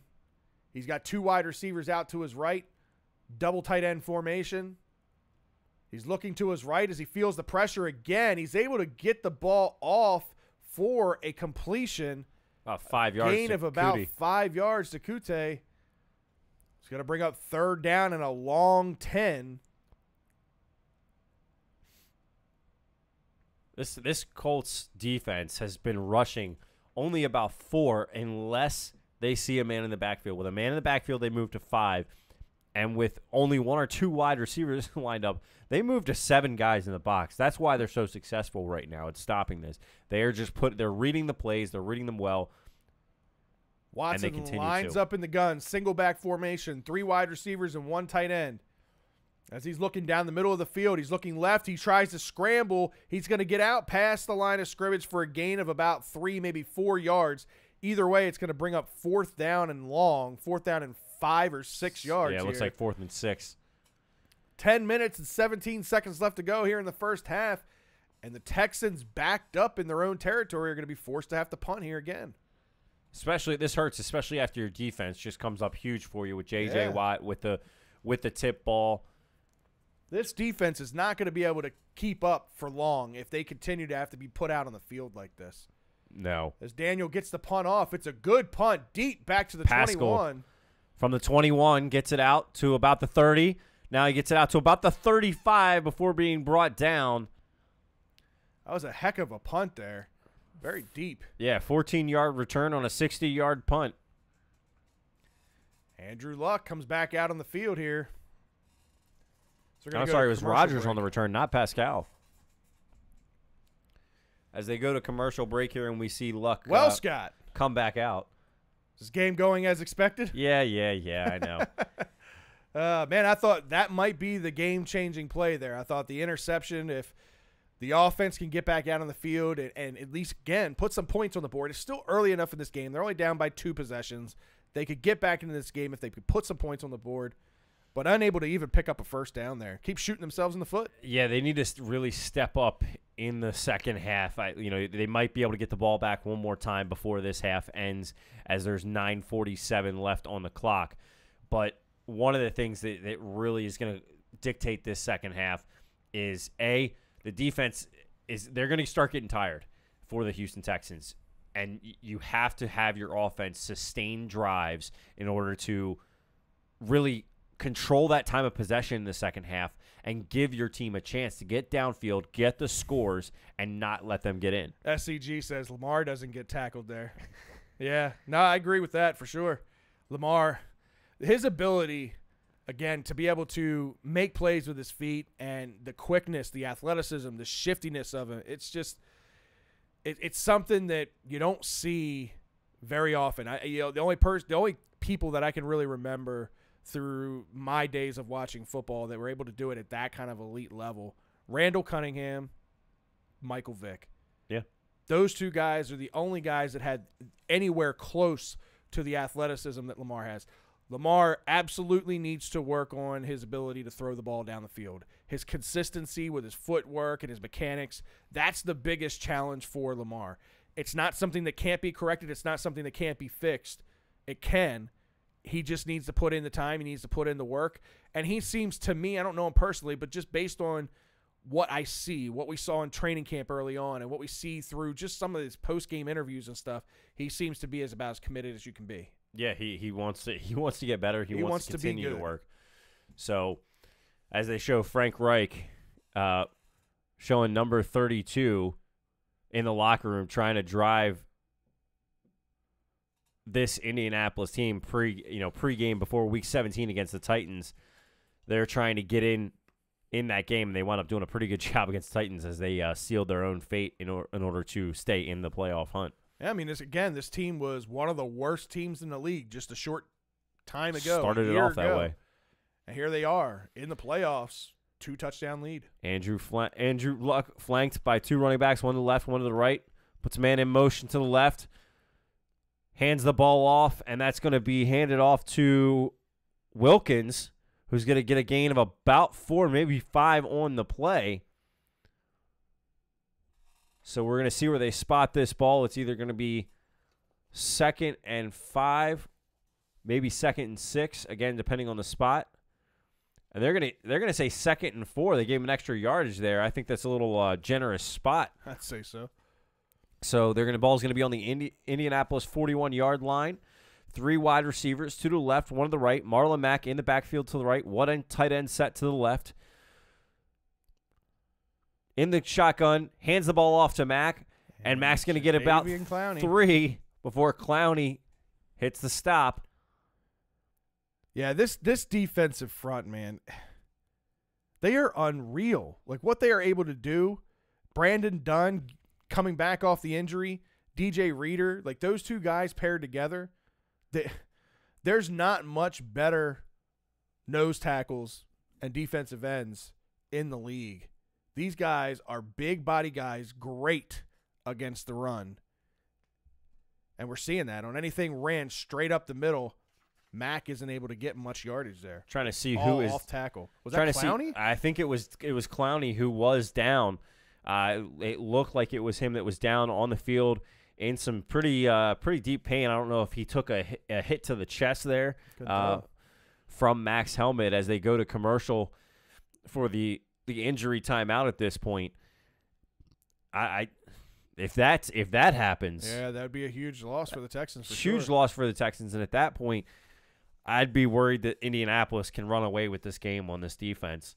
You know, the secondary to Sonny from SCG's point in our collab video, the secondary for this Houston defense can be suspect at times. And Andrew Luck he's exploiting it.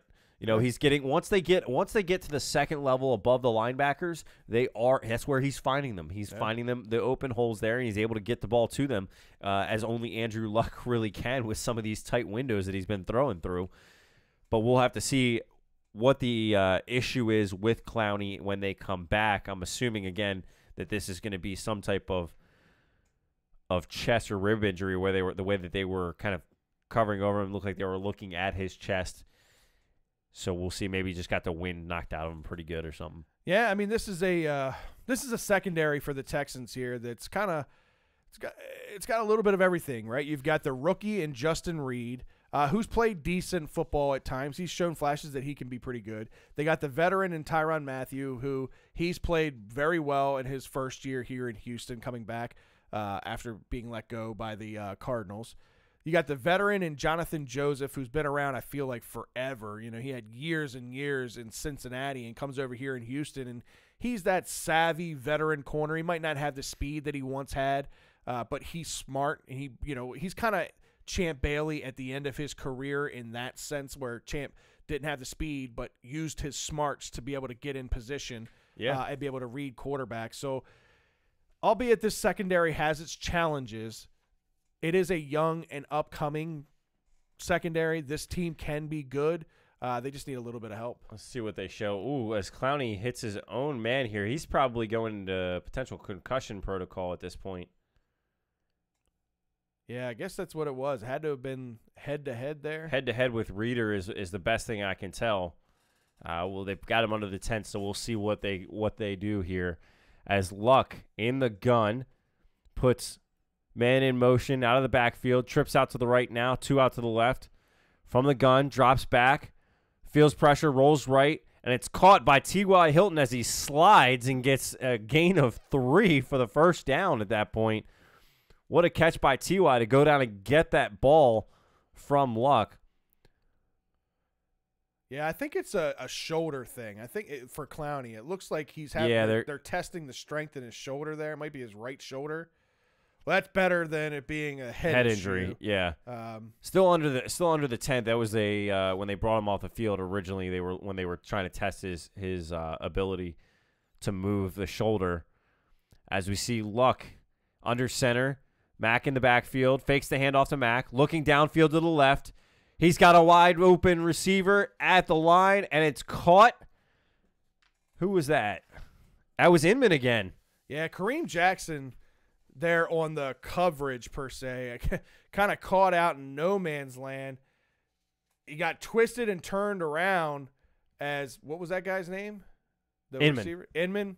Inman cut in and then went back out wide to the left. And when he did that, he got Jackson's feet twisted up behind him, and Jackson fell to the ground and gave Inman enough time to make the catch.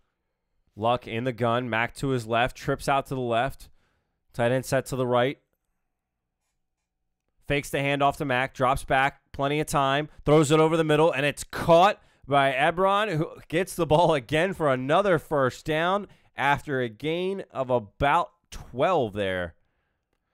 Big so we're gonna see 1st and 10 from the Houston 18-yard line. Actually, gaining 14 is where they're spotting it here. They're going to give him the extra yardage. Thought his knee went down a little earlier, but it actually stayed up. So he's going to get the extra yardage, gain of 14 on the play. Luck again in the gun. 2 wide receivers set. Mack in the backfield, hands the ball, fakes the handoff to Mack, throws it out, and it's caught by Ebron. Oh! And he drops it. Juggled, and as he was hit. Justin Reed, the rookie, comes in and hits him with his shoulder right in the target zone of where he caught the ball, but he's paying for it. Reed is down. As he is down on the ground. Another guy who looks like he might be favoring the shoulder a little bit. He went in right at Ebron's waist, right where he was going to catch the ball. Delivered a big hit with his shoulder there. Able to break up the pass, which is great, but looks like he may have separated the shoulder or may have a shoulder stinger. Something's definitely going on there as he is thriving in pain now as the trainers run out on the field. And that ball was at the end zone. It was at the line, at the end zone. He hits him with the shoulder and jostles the ball loose. I thought Ebron had it. Ebron, as he's going to the ground, bobbles it another 2 times and winds up not being able to stay on with it. So Jim O checks in, says, nice to see you gents at it again. Appreciate it, Jim. Appreciate you tuning in. Keith Meeks asks, if you could only pick one to get in the Hall of Fame, who would you pick? John Lynch, Champ Bailey, Ed Reed, or Ty Law? I saw this on social media earlier today.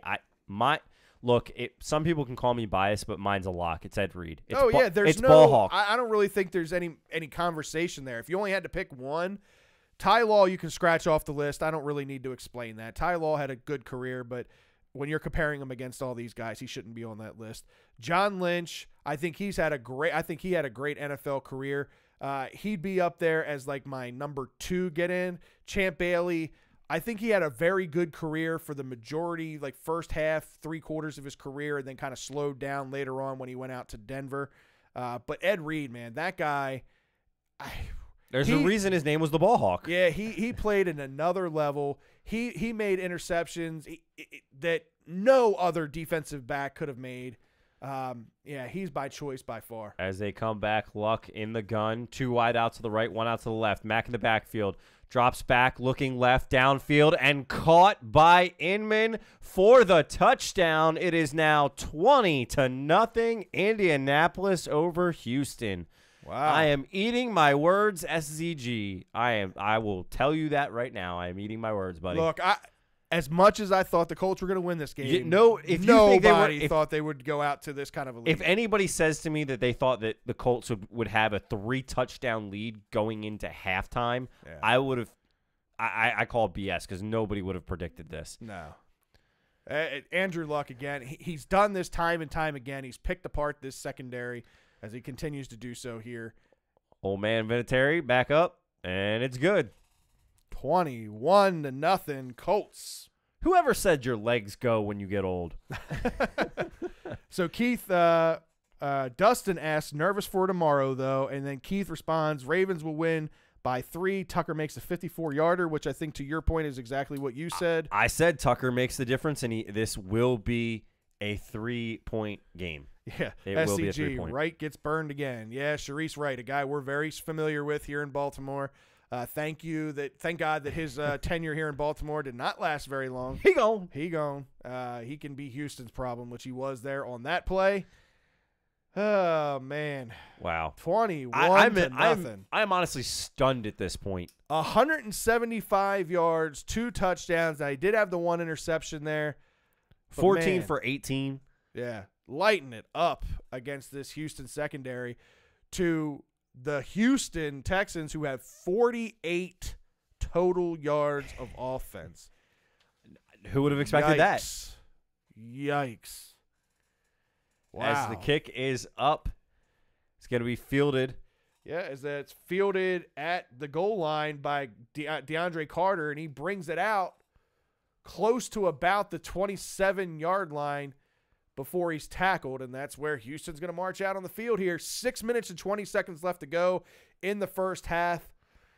Houston's got to score a touchdown here. No ifs, ands, or buts. You have to. It starts with first downs, though. You got to be able to get first downs. You got to stop taking these big chances and risks down the field. Get yourself into a rhythm. Get some short passes, easy completions. We'll see what happens here with Watson lining up at the gun. He's got Blue in the backfield. 2 wide receivers out to his left. Fakes the hands off to Blue. Watson runs out to the right and scrambles for a gain of about 9 yards there before he's pushed out of bounds. Going to bring up 2nd down and 1.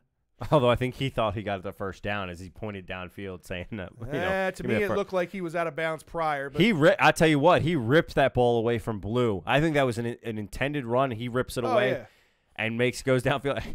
If you guys can't get it downfield, I will. All right. 2nd down and 1. 5 minutes and 58 seconds left to go. Watson in the gun. Single back formation. 3 wide receivers, 1 tight end. Trying to get the defensive front to jump there. Somebody definitely moved. It looks like it may have been the offense, and that's what they're going to call. False start on DeAndre Hopkins, which is a rare penalty on DeAndre Hopkins. Yeah. You don't see that very often. Not out of the veteran. But that's going to push the Texans back 5 yards. Going to be 2nd down and 6. And SGG says time of possession. Yeah, time of possession is a big factor in this game. 16 minutes to like 7 minutes at this point. Watson in the gun. Drops back. He's looking Hopkins' way. Throws it out to Hopkins. Hopkins gets around the defender for a gain of about 8 yards there. He picks up the 1st down before he's tackled. as the clock continues to run as he's tackled inbounds. 5 minutes and 20 seconds left to go. Yeah, 16-19 to 8:45 or to 8:35 right now. Wow. DeAndre Hopkins, 3 targets. He's got 2 catches for 16 yards. If this is how you want to get back in the game, those are the kind of routes that you need to run. Simple, easy, clean routes. Get into a rhythm. Watson in the gun. Hands the ball off to Blue. Blue looking left side. Gains about maybe 4 yards there on the play. It's going to bring up 2nd down and 6 as the clock continues to move. 4:45 left on the clock. Look for them to get a short pass off here. Now that you're getting the running game kind of moving down the field, you get a run, you get a pass out of Hopkins, you get another run. I'd look for another short pass across the center, just this flip-flop back and forth. All right, Watson lines up, takes a snap. He's looking to the middle, throws over the middle. He's got a good completion there to Kute for a gain of maybe 15 yards there. Looks like they're going to give him about 20 yards. Yeah, okay, 20 yards. For a first down at about the 38-ish yard line. 4 minutes left to go here in the first half. As he lines up in the gun, he does have Lamar Miller out to his left, trips to the right. Hopkins down the bottom to the left. He's looking. He scrambled as he's going over the middle. He makes one defender miss. He gets across the first down yardage before going down, and then celebrates the first down. Buddy, you're down 21-0. You can't be doing that. Celebrate a first down. You need to be celebrating 3 touchdowns. If you can make that happen in one play, then you got a reason to celebrate. So far, 6 plays for 45 yards on this drive. He needs to protect the ball a little bit better, too, when he's running like that. Golly. Yeah, just keeps it out and open over to the side. All right, Watson in the gun. Trips to his right. Lamar Miller to his left. Takes the snap. He looks upfield. Goes over the middle, but throws the ball short of his tight end, Griffin. Watson complaining, looking for a flag. I don't know if he felt like he was hit late on that or if he was hit high. I don't know what he's complaining for there. I think he may be calling for a hit to the head. I think as the defender was coming in, had his hands up. I think the hand comes down on his head, and that's what he's calling for at that point. I don't know. Or maybe he was talking to Alfred Blue for the missed assignment there. I don't know. He lines up an empty back formation in the gun. He's got trips to his right, 2 wide receivers to his left. He's got 5 wide. He looks for Hopkins. He finds him for a gain of about 5 and a little bit more. He gets out to the first down yardage, picks up about 10, maybe 11 yards, depending upon the spot. That's going to be a first down for the Texans. 2 minutes and 53 seconds left to go as the clock continues to run here. As they move into, down into Indy territory, they're down about the 18-yard line, so we're in the red zone at this point. Hopkins almost lost that ball there before he went down. Here from the 18-yard line, Watson lines up in the gun. He's got 2 wide receivers out to the right and 1 to his left. He's looking to his left, looking over the middle, going through his progressions, dumps the ball off to Blue there for a gain of about 4 yards. It's going to bring up 2nd down and 6, 2 minutes and 20 seconds left to go. Houston with all 3 of their timeouts. Indianapolis still has 2. We do have the 2-minute warning here pending. I don't know if Houston's going to try to get off one more play before the 2-minute warning, if they're going to let this go. They are lining up 2:06, 5, 4. Doesn't look like they're going to get it off in time. And that's it. That's going to run down to the 2-minute warning here. Again, Houston trails by 3 touchdowns here, but driving as they're in the red zone with 2 minutes left to go in the first half. 2nd and 5 on the Indy 13 at this point. You're in the red zone. You got to score here. We've been saying this. They have to. SCG, I think, referencing the last play, saying that 26 from the Colts getting a horrible angle. I think 26 is Gathers, their safety, who came up to actually make that tackle, but just a tad bit too late to not get the 5 yards there. As we move through this and prepare for halftime, we want to make sure that you guys know we are Birdland BS. We have been doing the Monday Night Football streams for the past several months now. We will continue those again next year. We're picking playoff games that work with our schedules, and we're doing the same thing with the commentary. So make sure that you tune in, have your alert set, hit the subscribe button, hit the little bell that gives you the alert. Make sure while you're here and in the stream, give us that thumbs up. As you do that, it gets us better finds on the list. When people search for it, we'll come up higher and higher on the list. So we appreciate you guys doing that while you're here. Also, make sure you check us out, www.birdlandbs.com. You can check us out on all the social media pages as well. You can check us out on Twitter, YouTube, Facebook, Instagram, Snapchat. You can check them out in all those places. All you got to do is search Birdland BS. You'll find us no problem. Just look for the logo that's over the center here. You'll be able to find us. We have fun doing this, and we have several people that have always chiming in, always in the room, so we appreciate you guys and appreciate you sharing anytime that you can. So we want to thank you.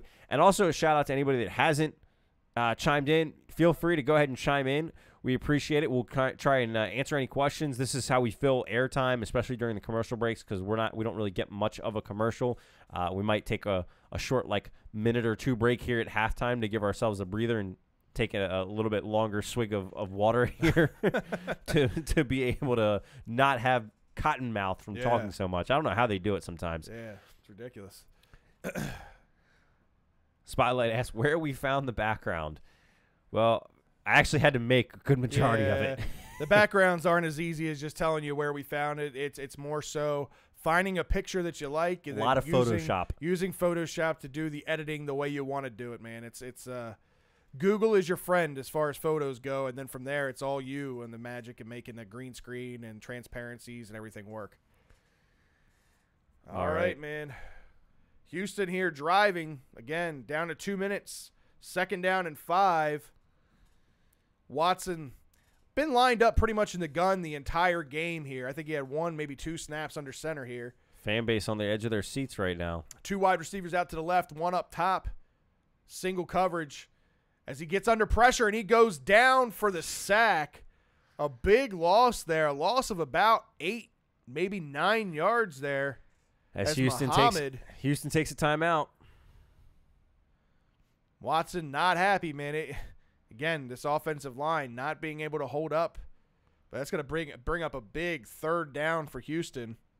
Really, Muhammad came through the middle there pretty much untouched. The problem is face mask. He grabs onto the face mask, and there's no flag thrown. I mean, Watson's asking for the flag there before he even goes down on the ground. He's been sacked 15 times in the red zone this season. It is the most in the NFL in the last 30 seasons. Yeah, that's a pretty telling stat there about your offensive line. Considering Watson having the mobility that he has, too, to be able to get away from defenders, that's pretty bad. Yeah. As he lines up here again, empty backfield, he sends Blue out to the right. He's got 4 wide receivers. He's looking left. Complete to Kute. Kute trying to get for the first down, and he's just short. He's going to be about 1.5 yards short of the first down marker there. So an interesting call here for Bill O'Brien. 4th and 1. I think you have to go for it. You got to go for it, man. You're down 3 touchdowns here. You got 1 minute and 30 seconds left to go. You got to go for it, and that looks like what they're going to do as Watson gets his guys lined up on the line.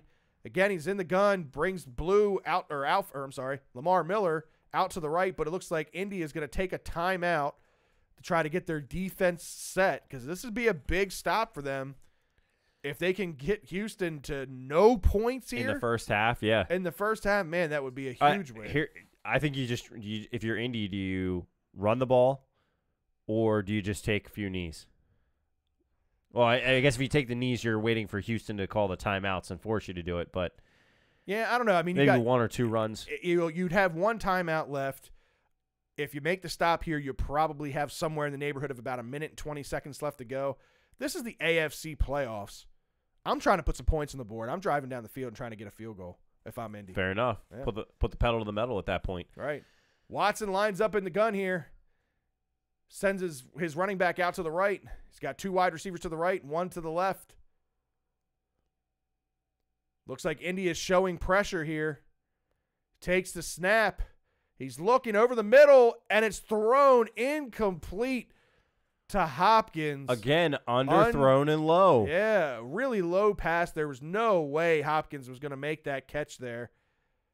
Watson hit as he threw as well, so feeling the pressure. That's a very, very disappointing end to what was a very good drive. Hopkins for was Houston there. fair. If he hits him at chest level, that's mechanics. He didn't have his feet set there at all. He jumped as he threw the ball. That was thrown with all arm strength there, all shoulder. Had no weight behind his body at all to be able to keep the ball elevated and get it in there strong to Hopkins. I feel like that was a rushed throw and a throw that he threw, again, unbalanced. Yeah. You can't be making those throws in an NFC or AFC playoff game. And the Houston fans are just blown away, I think, as much as we are here with how this game is unfolding. But here we go. 20 seconds left to go. The Colts with one timeout. Andrew Luck in the gun. 3 wide, 2 to the left, 2 to the right. Mack in the backfield. He's going to hand the ball off to Max. He's going to bounce out to the left side, get a gain of about 2. The line's going to come up and push behind him, and it's a gain of about maybe 3. As they take Hopkins to the locker room, I think this is I'm pissed. I'm pissed. Yeah, exactly. Get me off camera. I'm getting out of here. I don't think this is anything to worry about, but I mean I could be wrong. He didn't look like he was hurt on the play, so looks like his pride was hurt more than anything. Yeah. As they show Watson getting just pummeled. Now we know that there should have been a flag on the face mask. Yeah. So that does change things because they were searching at least for the first down there, and then that puts them first and goal at that point. So if you're Houston, you're a little upset with that call, but you're down 3 scores right now. Or yeah, if you're Houston, you're down 3 scores. You have to make sure that your defense is doing what they need to do to stop here. As Luck hands the ball off to Mack. Mack bounces left, bounces back out to the right, gets the first down and more. Gain of about 8, maybe 9 on the play. I think this tells you Indianapolis' mindset right now. Just down under a minute left to go. Luck's getting the guys lined up on the line. He's trying to make the play calls, but it doesn't seem like there's a huge rush here. I think they're just trying to get in field goal range. No. Luck, 2 wide receivers to the left, 1 to the right. Steps up, makes a play adjustment, moves Mack from his right to his left in the gun. Takes the snap, drops back, looking downfield, and he's got that's pass interference wow. all day. Inman was being held by Good Lord. Well, I mean, honestly, that's one of those plays there as a defender. You have to do that. You just got to grab his shirt. He was beaten so badly that was a touchdown all day long. You'd rather take the penalty there than to take the touchdown. But golly, he grabbed onto a handful of jersey and didn't let go. No. And he was beat by 2 steps as he did it, too. Yeah. Wow, he's lucky that he was able to get onto his shirt there and do enough to keep him slowed down. Because I tell you what, Inman just before the ball even gets in realm of him, he's calling for the flag. Yeah. He knew. Wow, so 37 seconds left to go. Indianapolis still has that timeout now because the clock is stopped on a penalty. That's a big penalty as that puts the ball close to midfield, if not over midfield at this point, I think. Yeah, that should move the ball to it keeps it right at the Indy 45. Okay, so close. So these 45. fans are just stunned at this point. Yeah, unreal. Luck in the gun, making some adjustments. 2 wide receivers to the left, to the right, 1 to the left. Mack to his left in the gun. Gets the ball, drops back, looking right, and it's tipped. Another tip again pass by J.J. Watt. J. Swat. What's up, Brent? We see you, brother. What's going on, Connor? Good to see you, man. Yeah, it's a blowout. That's putting it mildly here. J.J. Watt, really the only person that looks like he showed up to play football for Houston today. Yeah. Well, Clowney was until he was taken off the field. Still have yet to see and hear any word on what's going on with him. We'll check in with that at halftime and find out what's going on with J.J. Watt. 49 batted passes at the line of scrimmage since 2011. That's 11 more than any other player in that stretch of time. That's crazy. Yeah, unreal. As Luck is in the gun, Mack to his right, drops back, looking right, has to scramble out to his left. Gets past the line of scrimmage and a gain of about 2 before he goes out of bounds. 27 seconds left to go. Still have that one timeout there. So they're going to be There's facing Jadavian Clowney. He's back out on the field. There we go. Walking back out now. 3rd down and 7 for Indianapolis. Houston cannot let the Colts get this first down here. I tell you what, if I'm this Houston defense, I'm pissed when I get in during halftime, and I'm letting the offense know it. And I'm probably letting Watson know it as well. I'm bringing zero coverage on this. I'm bringing the entire house, getting to Andrew Luck. You got to rattle this guy. You got to do something. You have to. Luck in the gun, drops back again. And feeling pressure. He's hit, and they're going to get the sack. He stood up, but they're going to get the sack. The field, though.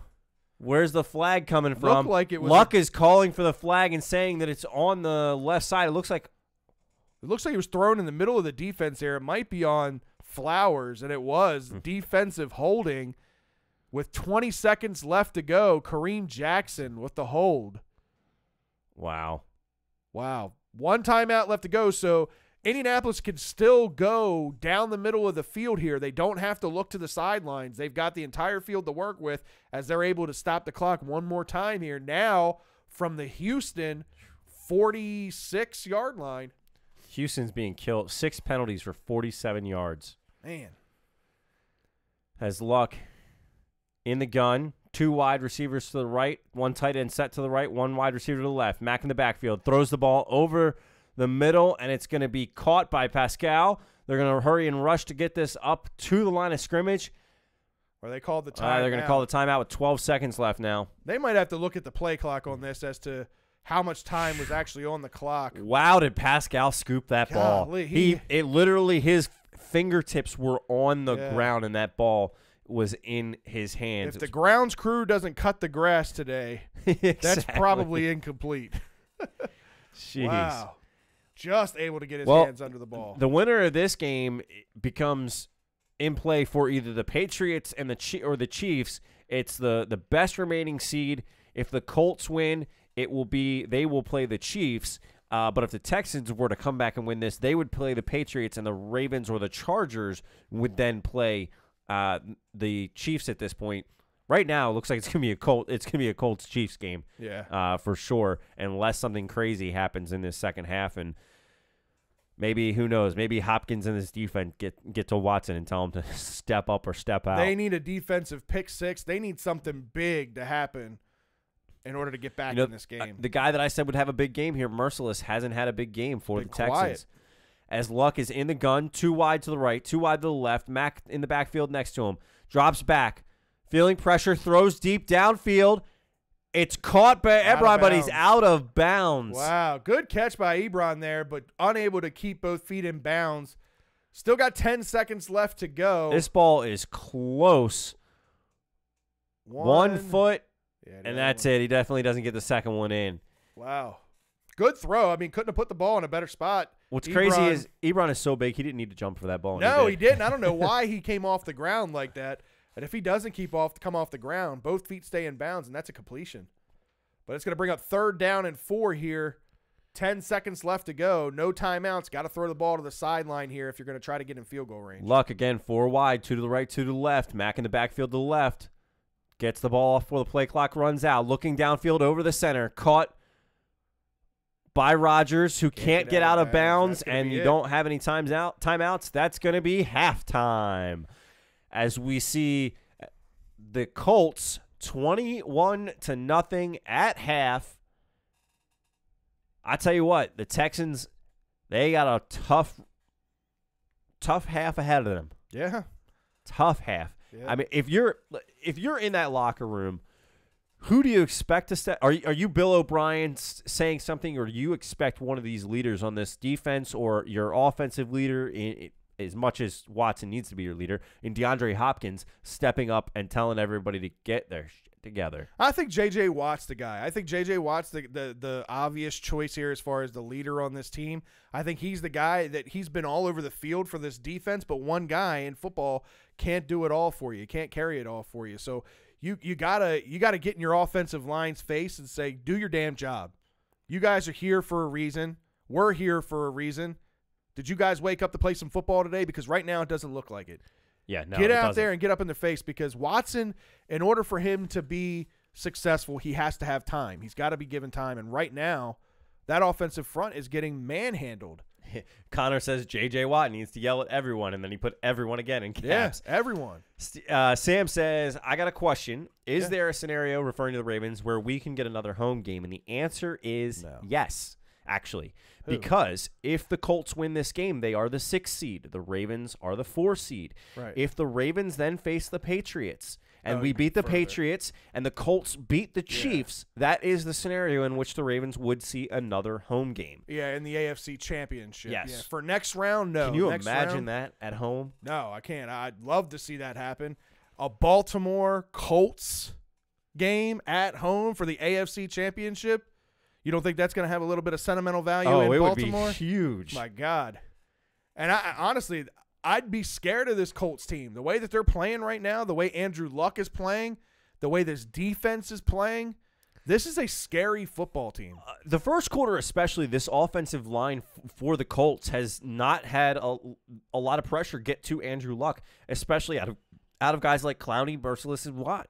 And that's scary. Yeah. That's very scary because they're a top defensive front. They put a lot of pressure on. They have a lot of sacks. J.J. Watt has I think the second most sacks in the NFL this year. 16. I mean, come on now. You got to look at that and say, from that pressure standpoint. Keep in mind, J.J. Watt came back from a season-ending injury last year. Yeah. And playing at an all-pro level. This guy is unreal with the way he's able to get his body ready for a season, even coming back from an injury like that. It's crazy. Connor says an AFC Championship game at home would be huge. Absolutely. SCG says, I'll be there for that one for sure. SCG says we are beating the Patriots. Well, if the Colts Got to beat the Chargers first, man. Got to beat the Chargers first. Yeah, if the Colts win, then I'd like to see that whole scenario play out. The Patriots is going to be a tough game in Foxborough, and the guy who has 2 wins in Foxborough in the playoffs won't be playing quarterback for the Ravens. I'm just saying. No, I'm just kidding. But it is a serious stat though when you look at that. I mean, he is the only guy to beat Tom Brady twice in playoff games in Foxborough. So quick look at these quarterbacks. Deshaun Watson, 11 of 18 for 90 yards with an interception. Andrew Luck, 16 of 22 for 191 yards, 2 touchdowns and an interception. I think that's pretty much the tale of the entire story there. As the Colts, 21-0. I never would have expected this going into halftime. I said it before. Anybody that tells me they expected this type of play, I call BS on it all day long. Speaking of BS, SG says you're spitting that BS again. Oh, man. You know what, SE? Shut it. Shut it, sir. I think we're going to take a break here for a second. It's only going to be a couple-minute break. We just want to get refreshed, get some new drinks, so get ourselves ready here for the second half. If you got anything that you guys want us to talk about when we come back, make sure you drop the comments down below. Hit that thumbs up as well. That's how we get found in the search engines. But we'll be back in just a minute as we come back for the second half. Second half football.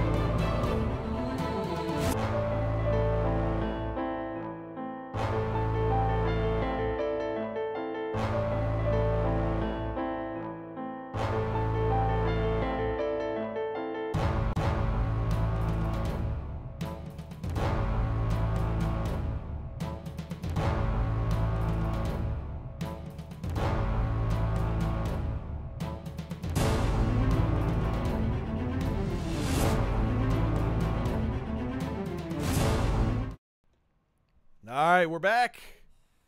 Getting ready for the second half of this game. Got our drinks refilled. Got my stretch on.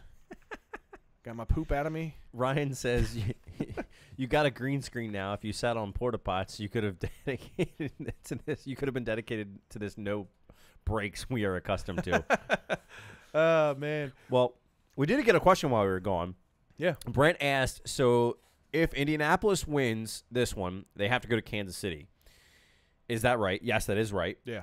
He says, what do you think about that game? Kansas City at home, the things that Pat Mahomes is able to do, that team is lethal on offense. There's definitely holes defensively. And if Andrew Luck can play the way he's been playing the second half of the season and the way he's played this first half of this game, I think it's going to be a tight game. Yeah, very tight game. I think it'll be very close. I still like Kansas City in that game. I do too. I just think that, again, I think home field advantage, especially in an environment like that in Kansas City. It's not a Houston, that's for sure. Houston is, while he did, I'm sure it was kind of loud being a Texas game, being a home playoff game for them. I'm sure it's got plenty loud in there, but Luck just shut him up real quick. Right. And just as quickly as Kansas City can score. I know Indianapolis defense, I mean, obviously they've shut Houston down here in the first half. Their defense is playing very good football, and that's why I think this game will be close. But if push came to shove and I had to pick them, I think Kansas City wins that game. What about you? I would agree. I think Kansas City wins that game. I don't think the Colts have an answer for a quarterback like Mahomes, who has a decent O-line as well. I think you see a completely different switch in this type of game. But here's the deal. Kansas City also does have one of the worst defenses in the league. Right. So Andrew Luck might be able to carve them up and kind of go toe-to-toe with Mahomes. Yeah, I mean, like I said, I definitely think it'll be a close game. Since watching Mahomes like we did, we got a chance to watch him when they took on the Ravens. And some of the throws that he was able to make in that game and some of the throws that he's made this year, it's just ridiculous. Yeah, it's the ridiculous. no-look passes, the left-handed passes. Right. I'm waiting for him to do like the, round the head, shoulder over the back. Through the legs, something crazy. But I guess the untested or the unknown here is how does he handle the big spotlight of a playoff football game? He hasn't been in the playoffs yet. So, I mean, yeah, he played at Texas Tech, but they didn't play in any huge bowl games or anything like that, even in college. So this will be a first test for him. So I don't know. I mean, again, I just think that offense and what they can do.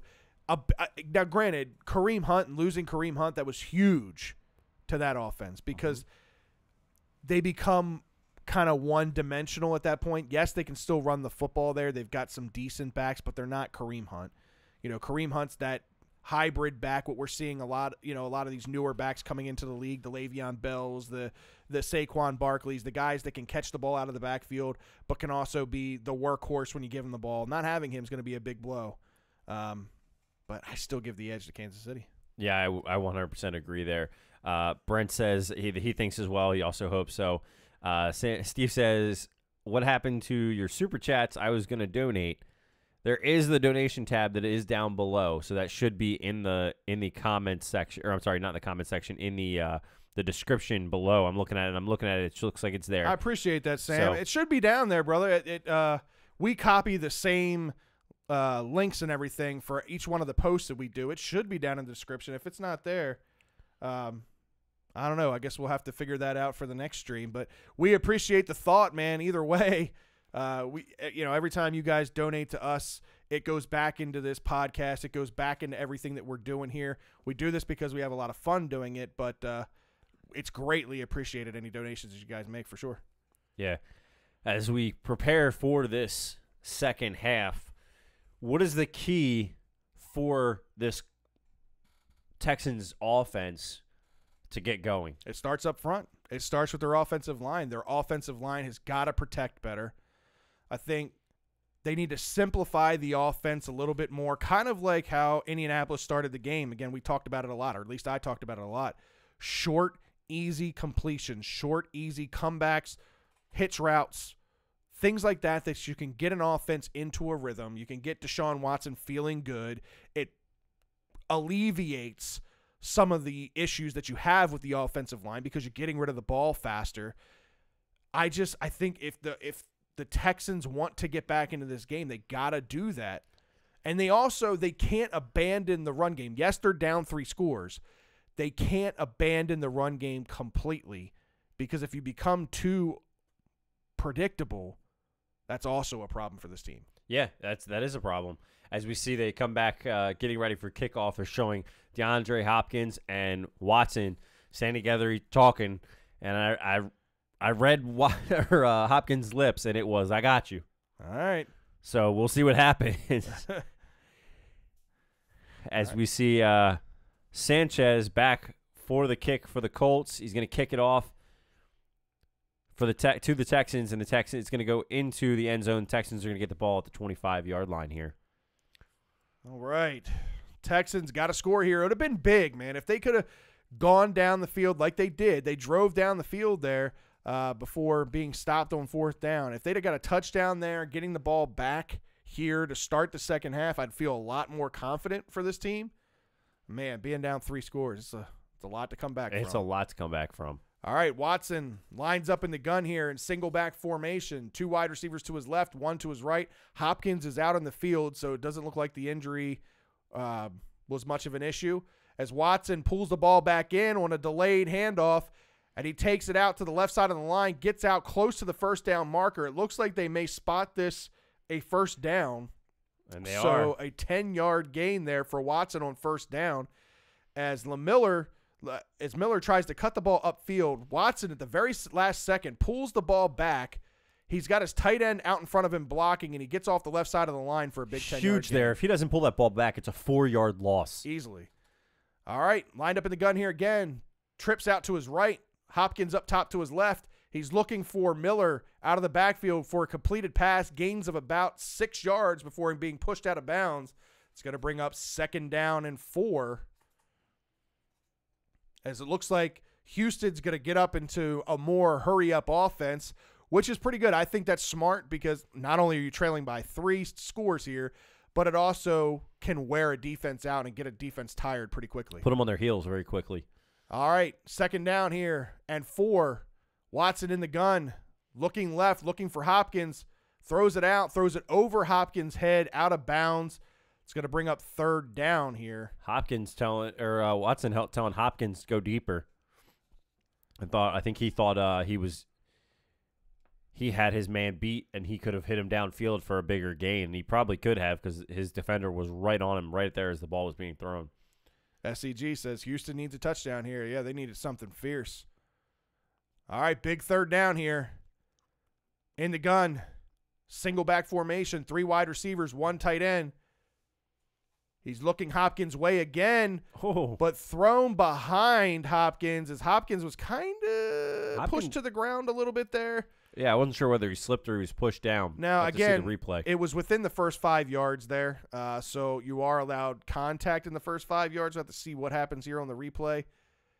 No, I think he got his feet twisted up and just lost his footing and fell to the ground. And fortunately for the Texans, that wasn't picked off because the ball literally hit the defensive back right in his hands. Yeah.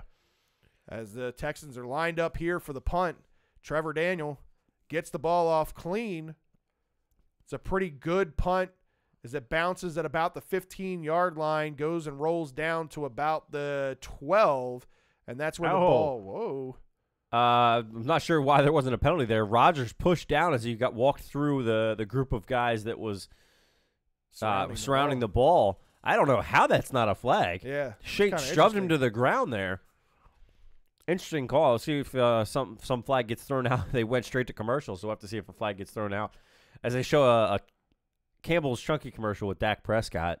That's going to be a game that everybody's going to be watching out for in this evening as the Seahawks go into Dallas to take on this Houston team who has really turned – or no, I'm sorry, not this Houston team, this Dallas team who has turned around their season after getting Amari Cooper.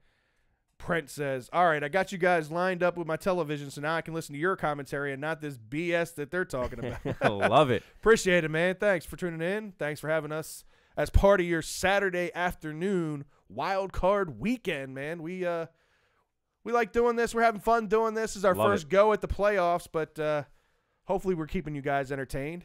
Yeah, we got 14 of you guys out there watching right now. Do us a favor, man. We got 5 thumbs up on the feed so far that I can see. If you haven't already, hit that like button. If you haven't hit subscribe, hit subscribe.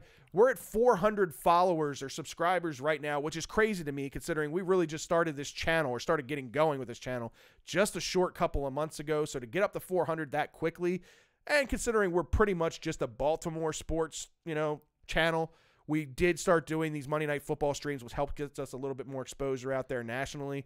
But it's mind-blowing to consider that we're at 400. So we have a goal for 2019.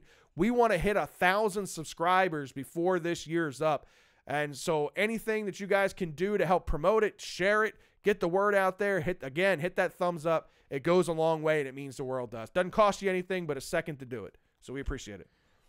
SCG says, Scott, did you pick the boys or Seattle? I did pick the Cowboys to win that game tonight. I think Amari Cooper plays a role in this game to be able to open up the running game for Zeke Elliott and show what Dak Prescott can do in a home football game for Dallas.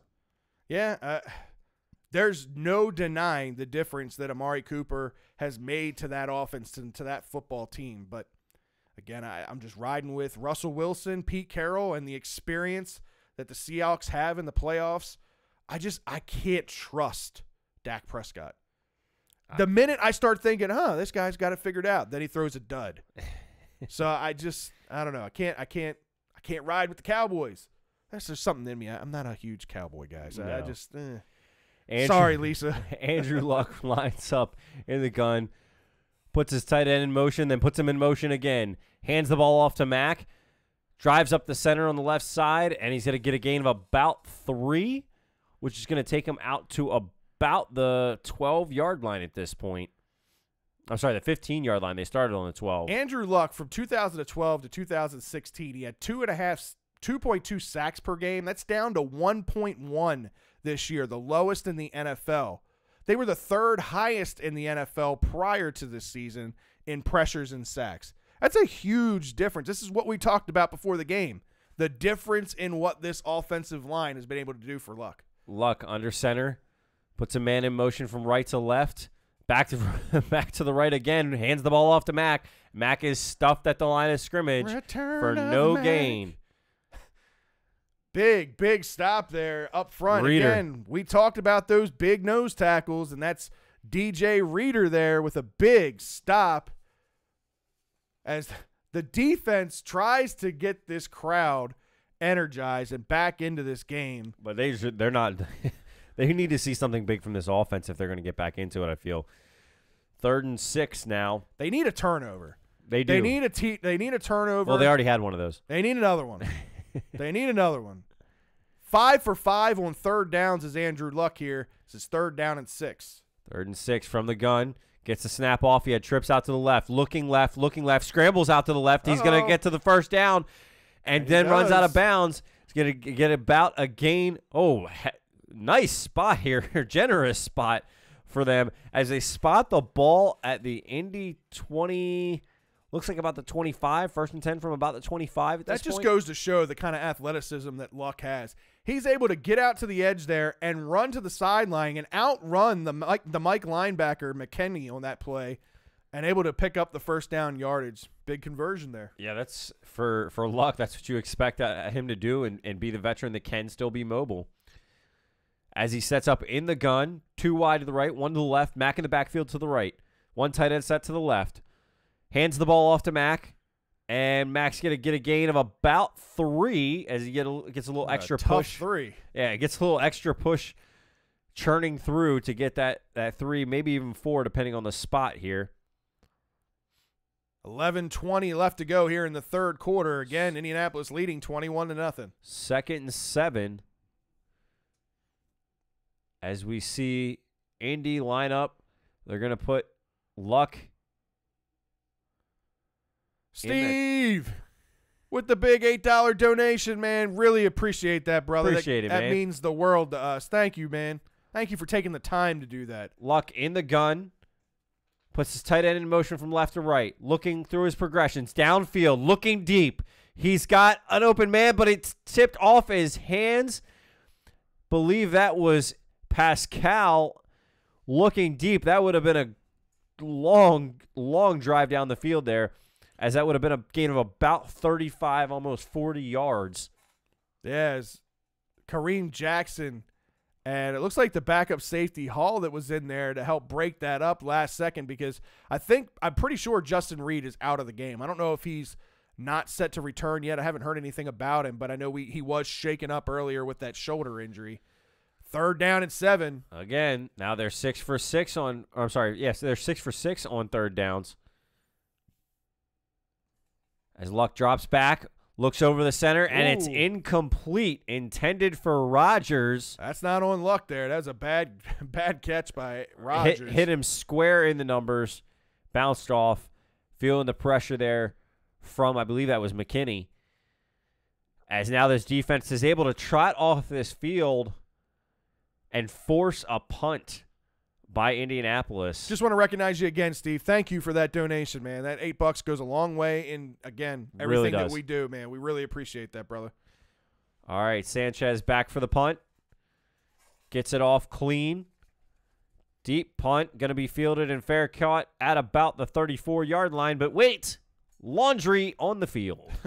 There's a flag on the field. Fred, stop leaving your yellow panties on the field, all right? You know what I'm going to do? I'm going to find like a flag animation that every time that there's a flag, I'm going to hit a button. You're just going to see a flag. It's going to smack you right in the side of the head. How about I just get a real flag and throw it at your head? Oh, man. All right. As they're going to call offensive holding on that play. So it's going to be 1st and 10 from the Houston 24. So they're going to get hit with that on the return. 10-yard penalty. The penalties are killing them. How's that working out for T.Y. Hilton so far this game? Working out pretty wild. I'd say so. I'd say so. I told you. T.Y. and the Colts jumped out to a 20-0 lead before this game even started with that mask. That was worth 20 points right there with just that mask. That's awesome. It's awesome. You know what? Maybe it's in the was it Johnson that he was going back and forth with, or was it Jackson?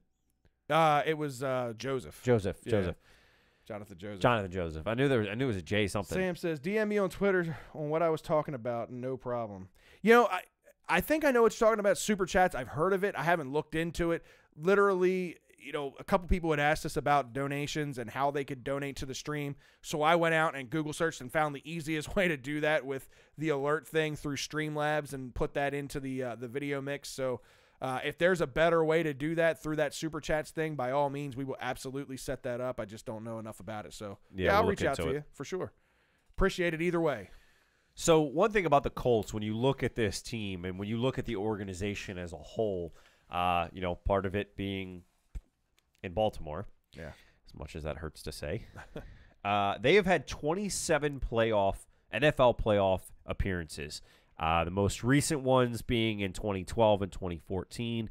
Also, every year from 2002 to 2010. So an 8-year run where they made the playoffs every year. They have They have 7 conference championships, including the NFL Western Conference Championships in 58, 59, 64, 68, and then the AFC ones in 1970, 06, and 09.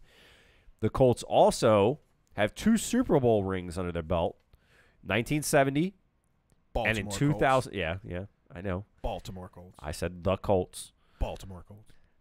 And then the Indianapolis Colts won Super Bowl 41 in 2006 against the Bears with that strong defense they had back then too. All right, Watson takes over here from the 24-yard line. He's lined up in the gun.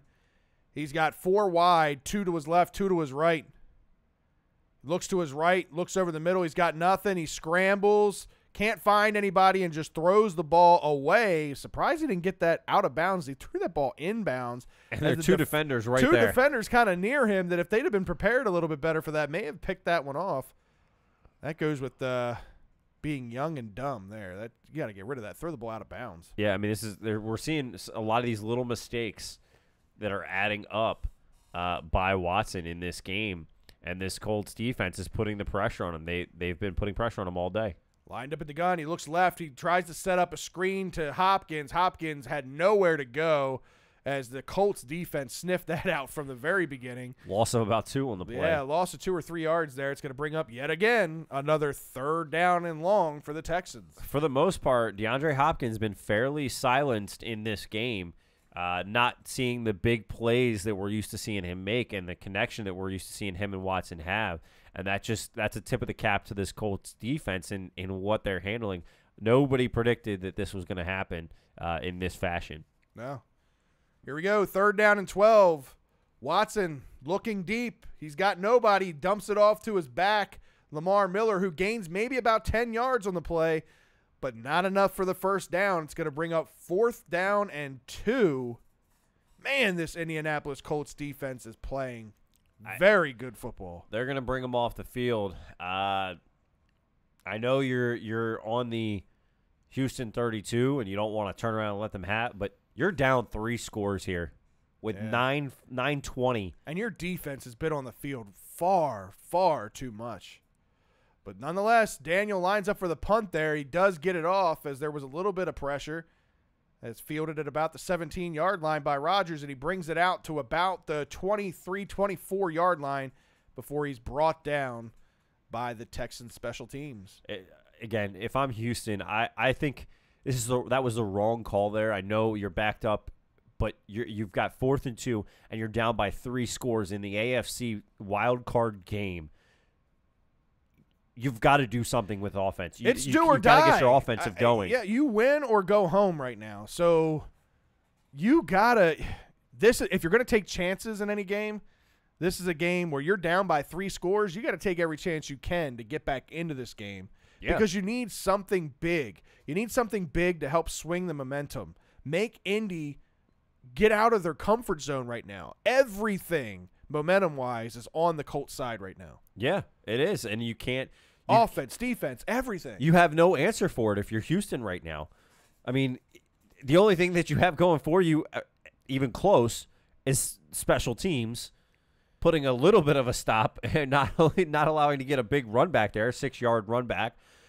But it's ridiculous to even think that this game would be this lopsided. Right. I'm baffled at this point. SEG asked if I'm ready for you, Scott. Ready for you to just say Colts winning it? I think they are going to win it at this point. As much as I'm eating crow here and said that I thought the Texans were going to win this game, the way that the Texans are playing, they're hurting themselves. They are hurting themselves in this game because this very well has had the potential to be a 1-score game. Oh, yeah. I mean, as much as I picked the Colts to win this game, I thought it would be a close game. It would be a 1-possession type game. But, not man, not 3. Going into halftime. First half, right, before halftime. Just unreal at how badly this offense is playing for Houston. Yeah. And that's, with this Houston team. 11-5. Yeah. Let's not forget, this team started 0-3 on the year. They went 11-2. 11-2 to finish the year. Yeah. It's impressive. And this is the kind of performance that they come out with when you not only went 11-2, but you won home field advantage. You're playing in front of your crowd. This is embarrassing for Houston. Yeah. No, it definitely is.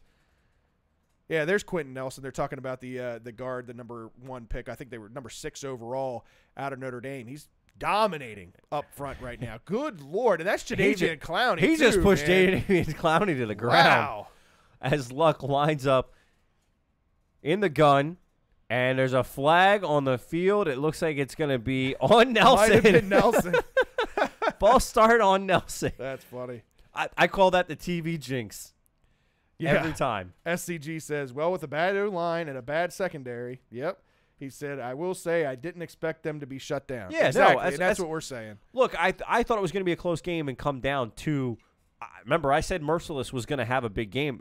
They've shut Merciless down completely. Yeah, Mercer who? Exactly. Yeah, he hasn't been out there. As Luck drops back in the gun, caught by Pascal, then dropped, and they're going to call it incomplete. Yeah, that's the right call there. He didn't have possession of the ball long enough. He caught it, it hit him in his chest, but before he could really get his feet on the ground and get set to make a football move, the defender broke the pass up there, so incomplete.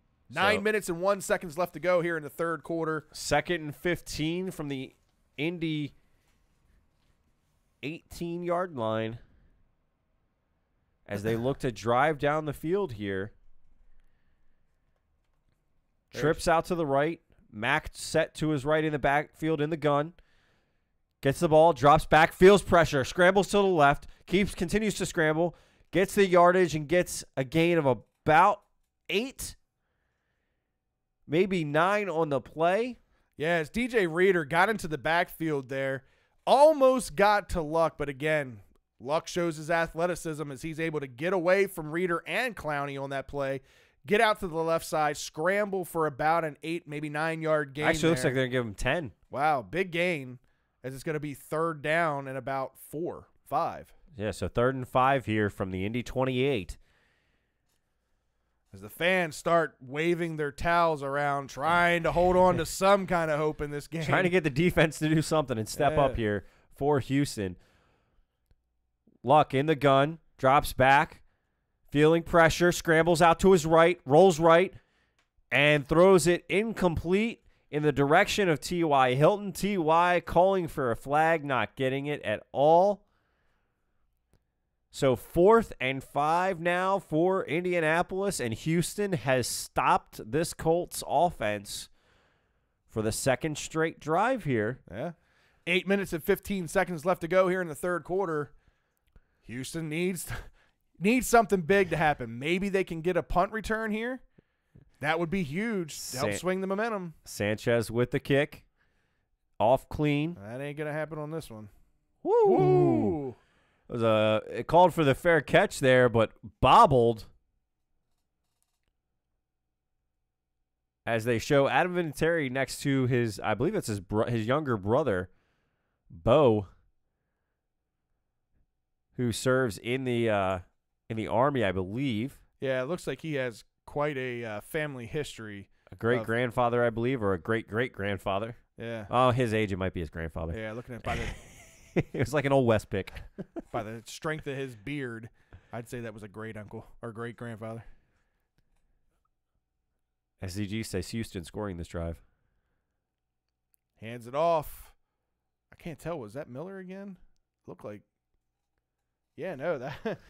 Man, I don't even know who that is. That's like their 3rd string running back there. 27. Oh, I'm looking at the wrong one. No wonder I can't find it. That's going to be Foreman. Dante Foreman. Yeah, okay. And Foreman lines up in the backfield again. Yeah, Foreman back there. And again, I guess they're trying to do anything that they can to try to rejuvenate this offense. Hopkins pointing out one-on-one. All right. Watson in the gun, takes a snap, throws it over the middle to Kute. Kute gets out past the 40, down to the 45, the 48 before he's drugged down there for a big 1st down. 7 minutes and 20 seconds left to go. Again, Houston going with this no-huddle offense as Watson tries to bark out the play calls here. That was a good this is what we talked about. Short crossing routes, hitch routes. That's what you need for this offense in order to get moving and getting some consistency. Yeah, they're at the Houston 48 now, 1st and 10. Lined up, single back formation. Foreman back there with him again. 3 wide receivers, 2 to the right, 1 to the left, takes a snap. He's looking for Hopkins, can't find him. He goes to his check down Foreman, and Foreman drops the ball. Wide open. Wide open. Should have gained at least 3 or 4 yards on that play, but can't come up with the catch there. Interesting to see that both Lamar Miller and Alfred Blue, neither one of them out there on the field right now. No. I wonder if that's Watson complaining about some of the blocks that the two of them have missed. Maybe. Maybe Foreman may be their best blocking back. Although it looks like Miller back out there now. All right, Watson again lined up in the gun, single back formation. He's looking to his left. He throws across the middle on another crossing route to Kute. Kute turns the ball upfield. He gets close to the first down marker, and they're going to give it to him as they point the chains forward. He gets right down to that first down marker, just enough to get the first down. Right at the 42-yard line. 6 minutes and 30 seconds left to go here in the third quarter. Houston driving. They've done this before. I was going to say, we've seen this already once before and then stopped in the red zone. Down here at about the 42-yard line, Watson in the gun. He's got 2 wide receivers to his right, 1 to his left. Looks like Miller's out there now in the backfield. He dumps it off to Miller. Miller gains about 4 yards before he's brought down, taken down at about the 38-yard line as the clock continues to run as we get under 6 minutes left to go in the third quarter. DeAndre Hopkins being covered very well. Yeah, I mean, that's their big playmaker on offense, obviously. If you can shut him down, that really limits what this offense can do, and I think Indianapolis has done a really good job containing Hopkins so far. Yeah, Pierre Desire shutting him down. Watson in the gun, looking right. He feels pressure up the middle, throws the ball kind of deep. He had his tight end, Griffin, wide open. Overthrows Griffin. By maybe a yard. Man, maybe a yard. If that's not a touchdown, it's down inside the 10-yard line for sure, as Griffin had nothing but green grass in front of him there. Watson, I think, got a little excited. Again, mechanics, he felt pressure there, goes up the middle. Well, I don't know. His feet were set. It's just a bad throw. Bad throw on his part. Yeah. So they're facing from the third 37. Down and 5. They are 2 for 8 on third downs in this game, averaging about 7.9 yards on third down. That would be good enough for a first down if they can get that here. As Watson goes up the middle as he scrambles, holding that ball out there like a loaf of bread, but he does get the first down, but there's a flag on the field. You got to tuck that loaf, man. God. He runs with that ball just flopping out everywhere. I don't understand that. Like, some quarterbacks do that. It just doesn't make sense. And it's going to be holding on the offense. That negates the first down run there. It was a hold on the offensive lineman, Nick Martin there. Replay third down here. This is now going to be 3rd and 15 from the 47 now. Yeah, I mean, Martin kind of drove the defender there into the ground. Questionable call. I mean, yeah. I could see why they would make it, but those type of plays happen on almost every offensive snap. Yeah, and the safety, Mike Mitchell, down with an injury for the Colts. So we'll see what happens here when they come back from break. What's going on with him? Looked like something with his knee or his hip area. One of the two. Didn't look very good. SCG says Watson's struggling. Yeah, I mean, he's been struggling all game, man. Just some plays, it's mechanics where he's not able to get his feet set, and it looks like he's throwing with all arm. On that play there, he avoids the pressure, resets himself, but then overthrows his tight end by a good 2 or 3 yards on that play. And, I mean, that's the difference in getting back into a football game or not getting into a football game. If that ball is complete to Griffin there, it's either a touchdown or the ball, again, is inside the 10-yard line there. Yeah. That's big. You expect that they have a big game. He's able to throw the ball, but he's just not being accurate tonight. No. And it's, I guess you think back and just kind of thinking about their season and the catches that we've seen DeAndre Hopkins make. Sometimes when you see a quarterback and a wide receiver hooking up the way Hopkins and Watson have been, and then you see a game like this where Watson is just errantly throwing the ball on a regular basis, you start looking back and going, that's damn impressive catches by Hopkins, because he's doing that where his body's all warped around because the ball wasn't supposed to be there. Yeah. So, that just shows what a good wide receiver can do. Imagine Hopkins with a good quarterback. Well, a stronger quarterback. Let me put it that way. Watson's a damn good quarterback, and he's going to be a good quarterback in this league for a long time. Okay, let me say this. Imagine Hopkins with Mahomes. Oh, well, yeah. I mean, that's where I'm going with it. You could do that all day long with people, the pairing up the best of the best type thing. That, in my opinion, Hopkins, 115 receptions on the year this year, led the league. 0 drops. That's impressive. 0 drops. That's really impressive. We can't have a wide receiver on this team, on our team, go one game without a drop. Well, I mean, unless we trade him to the Browns. Yeah. Or we let him go and he goes to the Browns. I mean, Rashad Perriman figures out how to catch a football after he leaves Baltimore. All right, man. Big third down here. Third down and long. 3rd and 15 is Watson in the gun. He's looking. He's under pressure, and he's got nowhere to go as he goes down for a big loss there as Moore comes on an all-out blitz. 8, maybe 9-yard loss there. Yeah, that's huge. Wow. Now facing 4th and 24. To go from being, just 2 plays ago, they were in field goal range and 5 yards from a first down to now you are on the other side of the 50 and you got to punt the ball. Wow. 2 drives, man. 2 drives where you felt good about the offense end in disaster for Houston. As Daniel lines up here for the punt, gets the ball off clean. Looks like Rodgers going to be back for the kick. Fields it at about the 18. Fair catches it at the 18. And it was Mitchell that was down for Indianapolis, and he is being helped off the field as he limps off. Yeah, former Steeler Mike Mitchell there, 10-year veteran, being helped off the field. Something with his left leg. Yeah, it doesn't look good for him. He's a guy, I remember him and Steve Smith had some the jawing between the two of them. Back and forth between them. We know Mitchell very well. Good defender. Runs his mouth a little too much, but good defender nonetheless. All right. As Andrew Luck in this Colts offense gets set to try and put some more points on the board. 2 wide receivers set to the left as they do a screen out to Rodgers. Rodgers is going to get it out for a gain of about 4. And we're going to see 2nd and 4 from about the 25-yard line. 4 minutes and 18 seconds left to go in the third quarter. Indianapolis still leading 21-0. Andrew Luck gets his offense to the line. Looks like he's going to be in the gun. Mack to his right.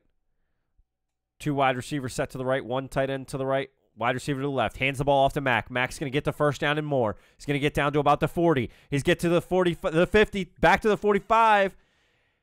And that's a huge gain there. Huge run for Mack. That's about almost a 30-yard gain. Yeah, big run there by Mack as he's able to go off the left side of the line there. Great zone blocking by the offensive line there for Indianapolis. Mack's able to make Tyrann Mathieu miss. Made Mathieu really look stupid, but Mathieu does come back to wrap him up for the tackle after about a 30-yard gain there. Big play. All right. So now from the Houston 46-yard line, what's Andrew up, Luck. Sherry? What's going on, Sharon Sherry? Appreciate you stopping in, seeing us. Always Luck good to see under you. center, snaps, fakes the handoff, throws it out to T.Y. Hilton, but T.Y. was sliding down as the ball was coming in behind him. A little bit of miscommunication, probably a slip-up there on the part of T.Y. As they switch packages here for the Colts. Andrew Luck making the play call in the huddle. He's going to get set with 2 wide receivers out to the right, 1 to the left. Man in the backfield. Mack went off the field, and it's handed off to, I want to say that's their backup running back, Nyheim Hines. We'll see as they cut away before they can even show who had the ball there. I'm seeing a lot of Texan defenders with their hands on their hips. That usually means they're tired. Tired, yeah. The time of possession in this game has been huge. I mean, Indy's winning it 23-18 as far as the time of possession. It feels even worse. It feels worse than that, though. Yeah. As Andrew Luck sets up in the gun, has Hines to his right, trips out to the right, tight end set to the left. Makes an adjustment at the line. And the snap. He drops back, looks over the middle. Incomplete, intended for T.Y. Hilton. Again, thrown past T.Y. Maybe a little bit of miscommunication between him and Andrew Luck the past 2 plays that he was the intended receiver. Andrew Luck was hit on the play, and he got up there kind of shaking his leg off there, grabbing at his knee. I don't know if it's anything to worry about. More so, maybe he just got hit with a helmet there. I don't know, but something to look at in the future. Sanchez will be back for the punt, as Houston's going to bring the pressure on the punt, looking to block. They need something big like that to happen. Gets it off clean. Oh, might have been a block in the back here as it makes a bounce, and it's down by Geathers at about the 11-yard line. So, yeah, as we're looking at the playoff picture here, if the Colts hold on and win this game, which should be pretty much a given at this point, they're going to face Kansas City, who, again, Patrick Mahomes with over 5,000 yards passing, 50 passing touchdowns, which led the NFL. 2,800 yards for Travis Kelce and Tyreek Hill, the most by any duo in the NFL. That's huge. Let's not forget they did lose Kareem Hunt, and they lost 3 of their last 6 games there. So this is true. This is a team that can be kind of vulnerable and beatable, especially with that defense. But Watson lines up here in the gun, fakes the handoff to Lamar Miller. He runs to the right side, and he's thrown out of bounds there after a gain of about maybe 5 yards there. It's going to bring up 2nd down and 5. As they're showing a repeat of when the Colts played the Chiefs and were trailing 38-10, I think, in this game. And then came back. And won that game 45-44. Andrew Luck, huge game there. 2nd down and 5. Watson in the gun. He's got 3 wide receivers to his left, but he dumps it off to Lamar Miller out of the backfield, who picks up the 1st down and a couple extra yards. A gain of maybe about 12 yards there. It's going to bring up 1st down for the Texans. In the booth, Booger, Joe Testori, and Jason Witten. Have you listened to Jason Witten? Yeah. He's pretty bad. He's a bad commentator, but he knows football. He knows football, but he's a pretty bad commentator, especially considering how good Tony Romo is. Booger ain't any better. No. Watson in the gun, takes a snap. Oh. He throws the ball behind Hopkins, and the ball hits. Who is that? I can't tell who the defender is. I think it's Desire. Oh, it hits Desire right in his chest. And the ball bounces out of his chest, and Hopkins almost pulls it in there for the catch, but the ball falls to the ground incomplete. What turned into what could have been a very easy interception for the Colts there bounces out and ends up being an incomplete pass as Pierre Desir drops the ball there. Watson lines up in the gun, single back formation. He's got 3 wide receivers to the left, but he tries to dump it off to Lamar Miller, but he underthrows him short again. 2 yards short of Lamar Miller's feet, much less his hands. Not that ball would have gained much anyway. The defender was right there, but still. That's probably a gain of maybe 2. Maybe a gain of 2, right. It was a bad throw, which just seems to be the game that Deshaun Watson's just having all day long so far today. All right, lines up here with 3 wide, 1 running back in the backfield. To his right is Lamar Miller. Takes a snap. He looks Hopkins' way, dumps it off to his tight end, who gains maybe about 8 yards on the play, 7 yards on the play. It's going to bring up another 4th down and 3. Now this, you have to go for it. You have to go for it. There's a minute left to go in the 3rd quarter. You're down by 3 touchdowns. You can't expect your offense, the way that they're playing right now, to be able to come back from a 3-touchdown deficit in the 4th quarter. And you can't keep putting the pressure on your defense to stop. They've done a good job stopping this Colts offense in the second half. All right.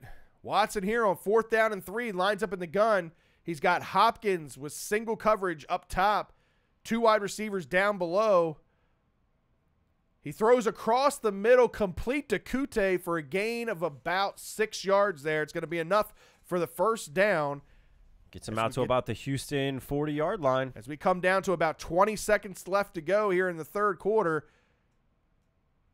Looks like Houston's going to try to get off at least one more play. Well, one more play here before the end of the 3rd quarter.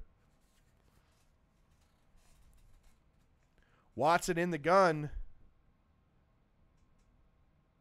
takes the snap. He's looking over the middle. Can't find anybody. He scrambles up the middle. Gains about 4, maybe 5 yards there before he goes down, and that's going to be a wrap on the third quarter here as the Colts continue to lead 21-0. Man, this game is not. I continue to say it just because I'm in shock, and I think everybody else should be or probably is. I never expected this game to be going into the third quarter. Houston down by 3 scores and been shut out. Yeah. They have shut down DeAndre Hopkins. They have put the pressure on Watson, which is causing the bad throws and the bad issues. I'm thinking at this point you got to go for all or nothing. You put a few guys out there that can get the hands packages basically, right, and you throw it downfield. You tell Watson you put it down here and you let the guys go. I mean, what's the worst that's going to happen? Right. You're already down 3 touchdowns. You got to do something. Again, you got to get something going here. You're not going to be able to just rely on this offense alone. I always talk about not getting cute. SCG is saying, bro, I'm telling you. But, dude, you can't tell me that you thought this was going to be a 21-0 game going into the third quarter. No way did you think this was more than maybe a 2-score game. No, I think we all on the prediction show, I think we all talked about it. You know, regardless of what our choices were and which way we lied, I think we all thought that this was going to be a pretty close game. Yeah. Nobody could have predicted this kind of poor performance by Houston's offense, even given the facts that Houston just has a bad offensive line. Deshaun Watson playing at home, DeAndre Hopkins, you would think they'd put up some points, but look, credit to Indy's defense. Indy's defense is playing really good football right now. Deshaun Watson hasn't looked like Deshaun Watson. He's made some bad throws, very bad throws, underthrown, overthrown, thrown off target. He looks more like a rattled rookie to me right now than, a 2-year veteran. Yeah, so, I mean, the thing with me is that with this Colts offense being able to just get past the secondary, look, the secondary is not the greatest, but the problem is they're not getting past the secondary. They're throwing these balls over the middle, and they're getting to the second level past the linebackers. Right. So it's the front portion of this Houston defense that's kind of having a little bit of a breakdown. The Clowney being out for the one drive probably creates a huge issue. They've kept Merciless quiet, which I'm so surprised about. He's been having such a good past few games that I expected him to continue that into this game, and he has just been shut down by this Colts offensive line. Yeah. And we saw the rookie for the Colts just throwing Davian Clowney to the ground. Right. All right, so here on 2nd down and 5, Watson again lines up in the gun. He's got single back. He hands it off to Miller. Miller goes through the middle. He does gain a first down and a little bit more. May have gained about 8 yards there on the play for a first down as they cross the midfield and get into Indianapolis territory at about the 47-yard line. Watson with 38 rushing yards. The rest of the team, 24. That's bad. No, that's bad. It's ridiculous. Watson in the gun. He's got 2 wide receivers down low, 2 up top. Single back formation. He brings Kute in motion. Fakes the handoff to Kute. Looking. Throws downfield to Hopkins. Hopkins gets the first down. A gain of about 13 yards there. I said you just got to get your guys downfield and get them in open spots. That's easier said than done, especially against this front. Just the way the pressure has been on Watson all day long. Not a whole lot of time to hold on to the ball and really go through your progression. The crazy part is they're only bringing 4. They've got 7 guys dropped back on the Colts defense. Right. All right, Watson lines up in the gun here. He's got Kute going to his left, but nowhere to go. But he does throw it back out to Kute, and he gets a gain of about 7 yards there. It's going to bring up 2nd down and 3. Houston is 1-54, including the playoffs, in their existence when they're trailing by 21-plus points. If that doesn't tell you the way this game's going to go, I don't know another stat that would. Yeah, I don't know any other stat that would tell you where this game's already going. 13:30 left to go here in the fourth quarter. Watson in the gun. hands the ball off to Miller. Miller goes left side, gets a first down and a couple more. Gain of about maybe 5 yards on the play. It's going to bring up a first down. It's going to put them just outside the red zone here. And we saw this before. They charge downfield. They need to step up and get a score here as they're looking to get this ball from about the 22-yard line. It's 1st and 10 from the 22. All right, Watson lines up here. He's got 3 wide to his right. Hopkins down at the bottom to the left. Single back formation. He's looking Hopkins' way. Nothing there. Looks over the middle. Dumps it off to Miller. Miller makes one guy miss. Gets out to a gain of about 9 yards there. It's going to be just short of the first down marker. It's going to bring up 2nd and 1 as the clock continues to tick. 12 minutes and 30 seconds left to go here in the game. Takes him down to the Indy 13. Miller able to make one guy miss on that play because that play would not have been, and it was Leonard, the rookie. Leonard, the rookie, probably going to be your defensive rookie of the year. 164 tackles on the year. Big season for him. As Watson dumps the ball off to his tight end for a gain of about a tough yard there, just enough for the first down yardage as they are going to give it to him. 1st down and 10, but the clock continues to tick, tick. Moving those chains, 13 plays at this point. Tell me if we've seen this this before. 77 yards, 13 plays. Time of possession on this drive, just over 5.5 minutes at this point.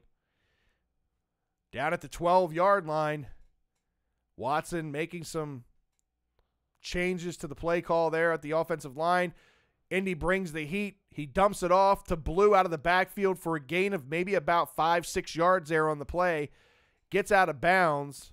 Stops the clock with 11 minutes and 30 seconds left to go. Sherry says, damn, Houston starting to make a move. May be a little too late. It's definitely a little too late at this point if this is their first move of the game. Yeah, they should have been capitalizing on some of their chances they had earlier when they got down in the red zone like this before. You're hoping for a miracle here, that's for sure. Definitely. Watson in the gun. 2 wide receivers up top. 1 down low. Throws over the middle, but again, throws it low to Kute, and he's unable to come up with the completion there. 3rd down and 4.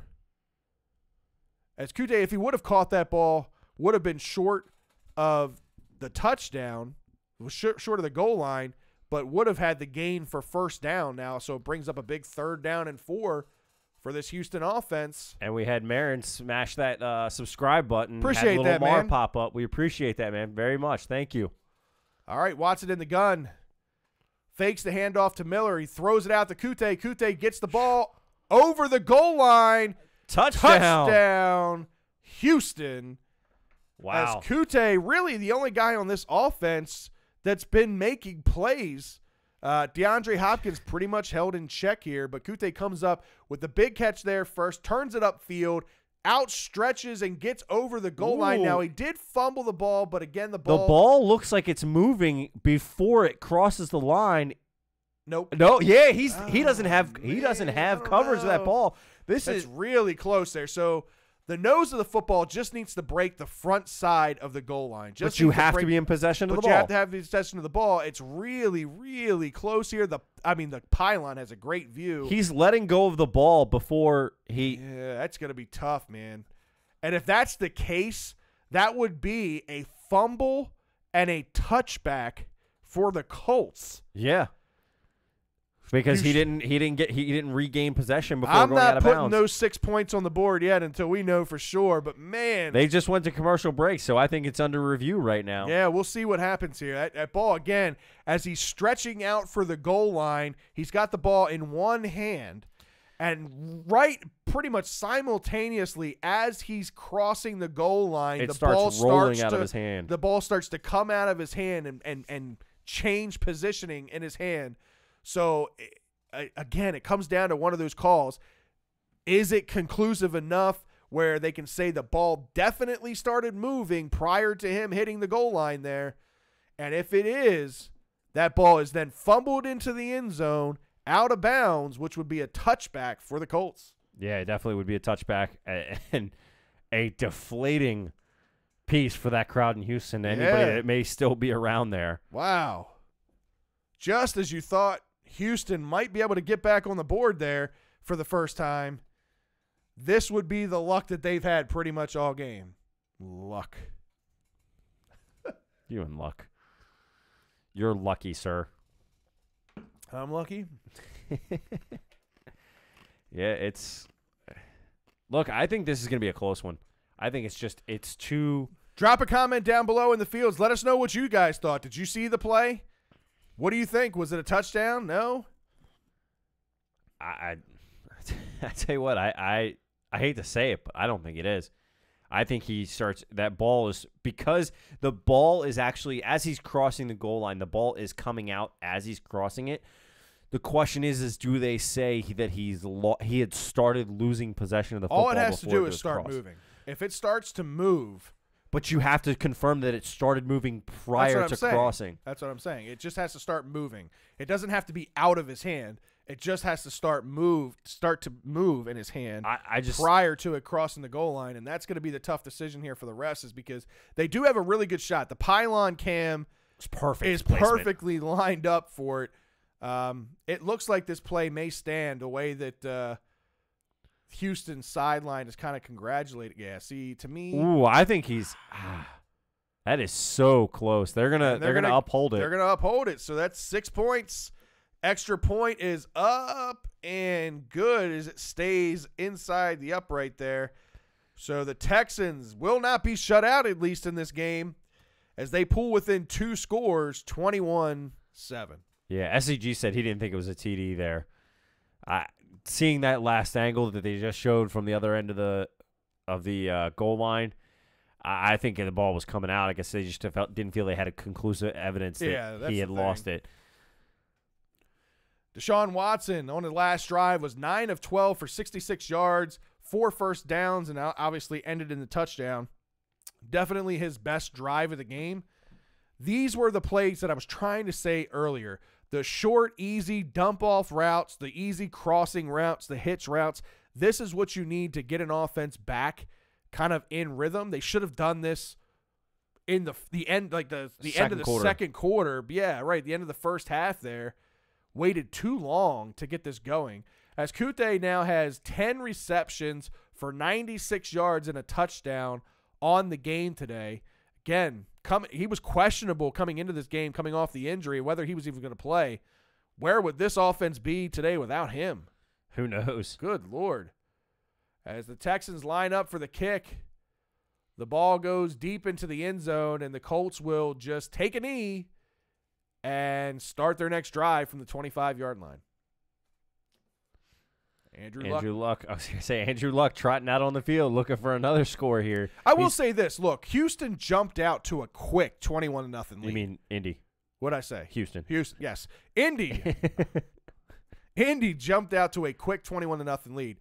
Houston's defense has played pretty good since then, doing a good job of limiting, bend but don't break type, type mentality. Yeah.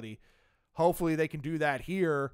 They need to hold Indy to a 3-and-out, get Houston's offense the ball back quickly. Yeah, you have to get it back quickly. You have to be able to charge down the field as Luck sets up in the gun, drops back 2 wide to the left, gets the ball over the middle to Inman, who's going to get a gain of about 4 on the play.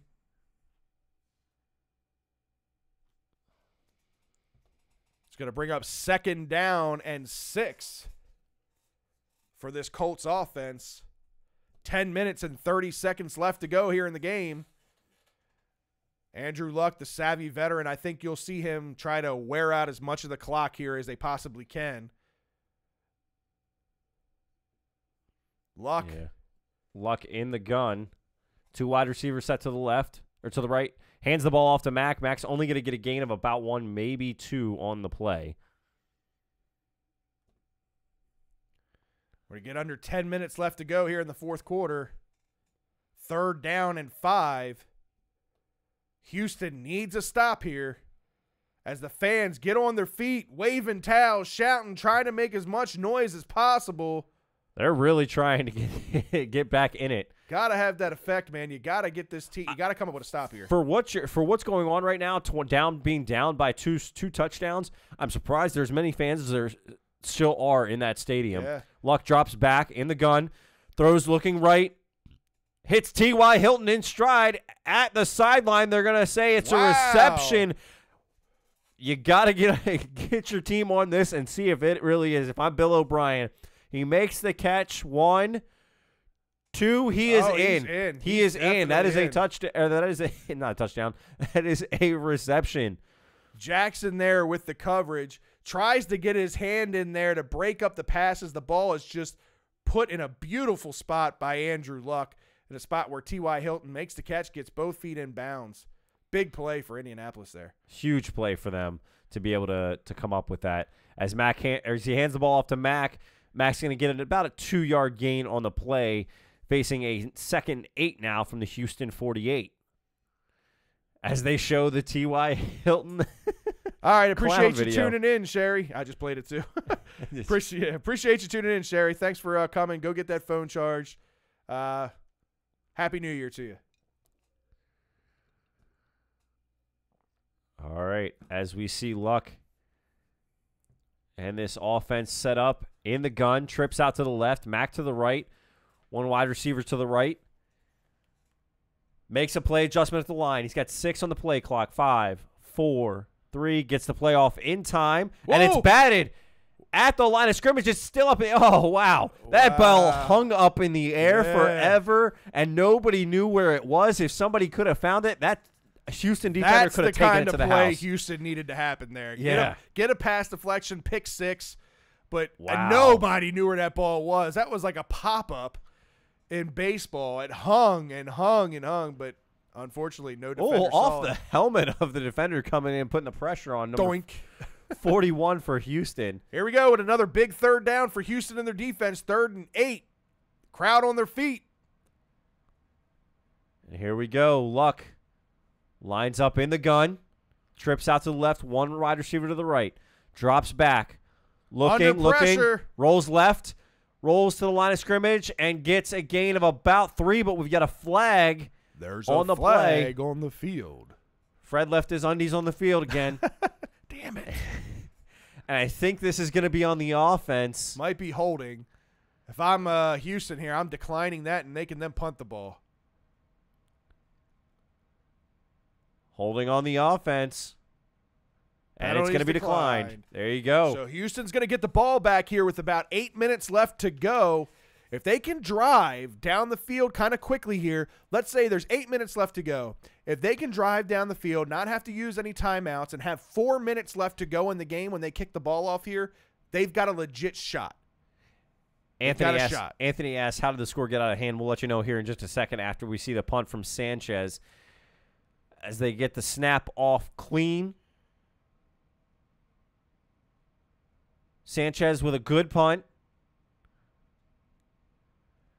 They're waving. Houston is waving it off, gives a nice Indy bounce, and then starts bouncing back again. It's going to be down at about the 11-yard line moving forward. So this game got out of hand really quickly. Yeah, first quarter. First quarter, it was 2 scores in the first quarter and then one in the second by Indianapolis, and they were just running all over this Houston defense with short passes over the middle, exactly what Fred was kind of talking about a few minutes ago of what Houston needs to do, and now they're fighting for it. But big credit to Houston's defense putting them in the position right now to keep it a two-score game. They kept it a 3-score game. Now they're keeping it a 2-score game. Look, with just under 8 minutes left in this game, it's still doable for Houston. I don't foresee it, but it is doable. Yeah, I mean, look, they got the ball back kind of quickly. Houston kind of going to that short yardage throws, the more efficient offense.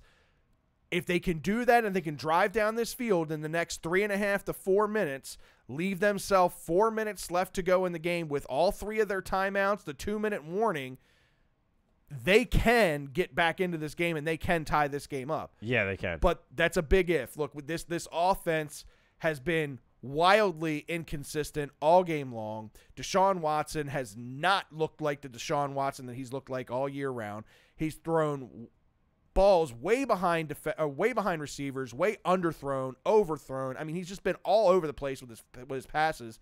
But when he does what he did on that last drive, short dump-off passes to the running back, short crossing routes to Hopkins and to Kute, that's how you get this offense going, with the occasional deep shot down the field just to keep the defense honest.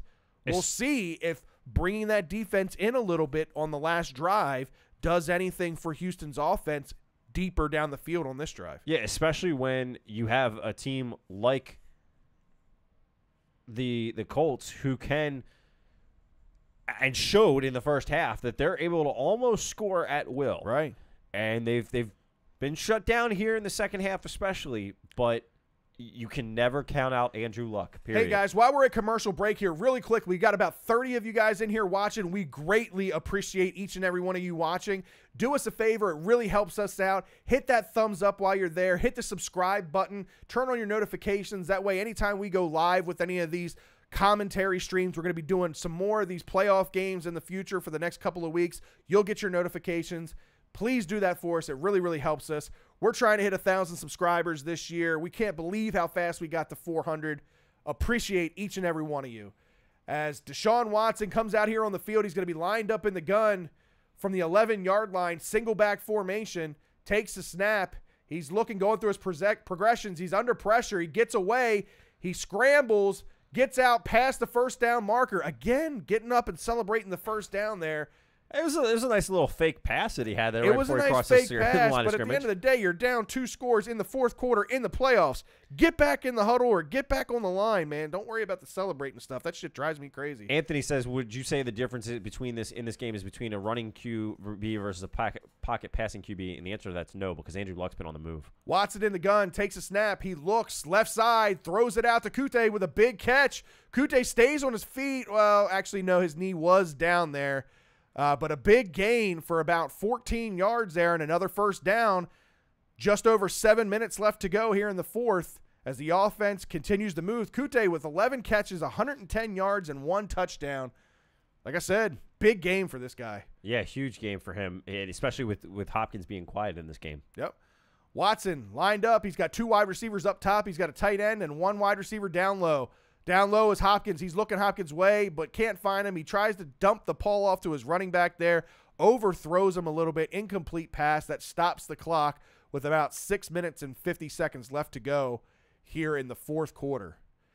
We're seeing this Indianapolis defense kind of play in almost a prevent zone type defense. Yeah. They're not pressing the wide receivers. They're not coming up. This reminds me a lot of Dean Pease defense late in games. Drove me crazy when he was here with the Ravens.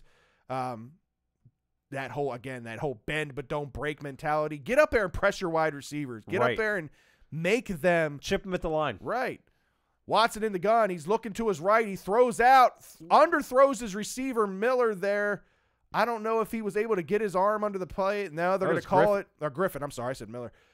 I don't know if he's able to get his arm underneath that or not. Ooh, no. Ball close. just skips off the turf as he tries to get his hands under the ball there. That is literally almost almost a catch.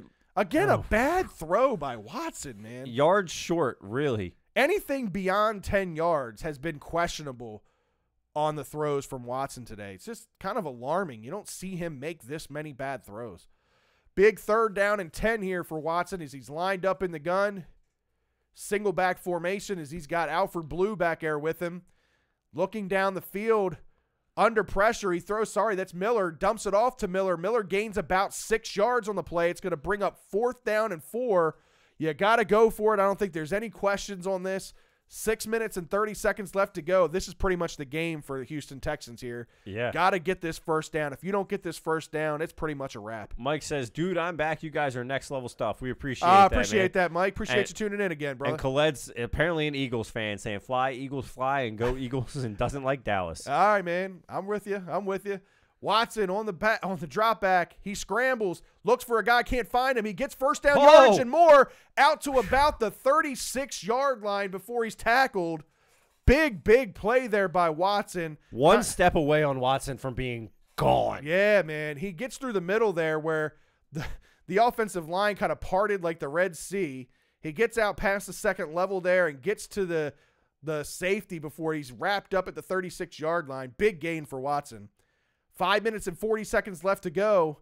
Lines up in the gun. 2 wide receivers on both sides of the field.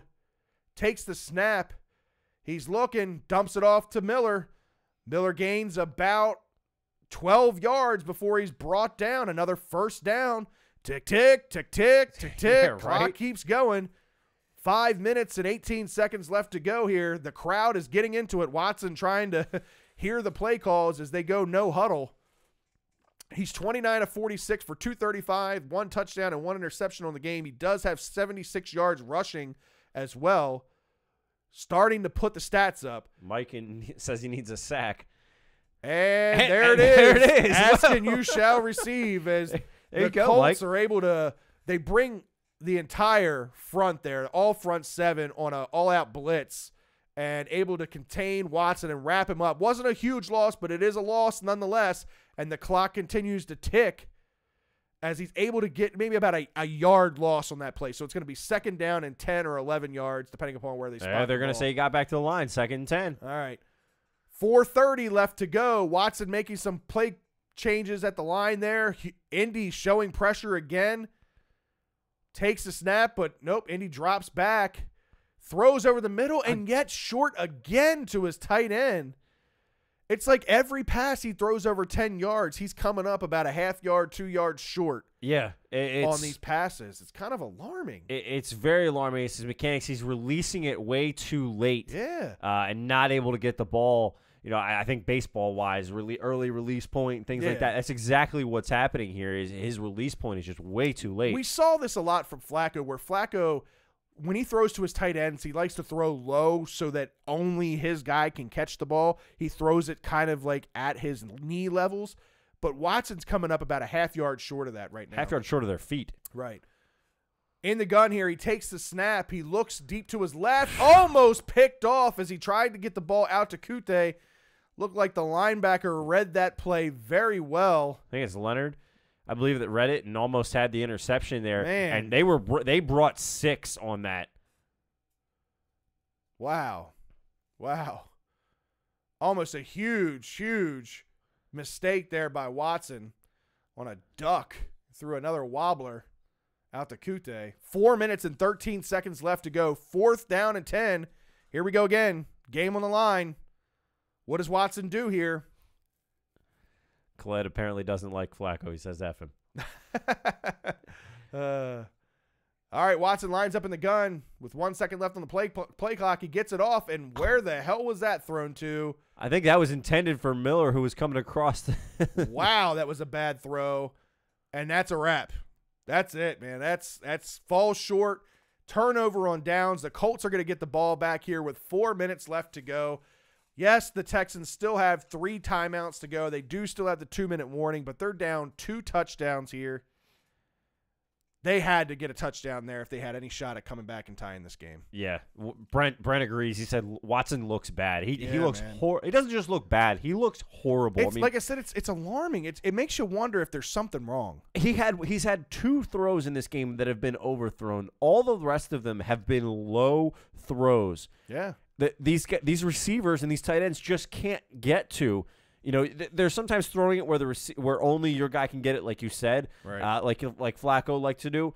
But then there's also just ineptability to throw the ball anywhere in a vicinity, in a catching radius. Right. You know, I remember having catching radius, and you get the big net, and that's the catching radius of your receiver. You need to throw it to your receiver in that radius. If you can't throw it in that radius, he can't get it.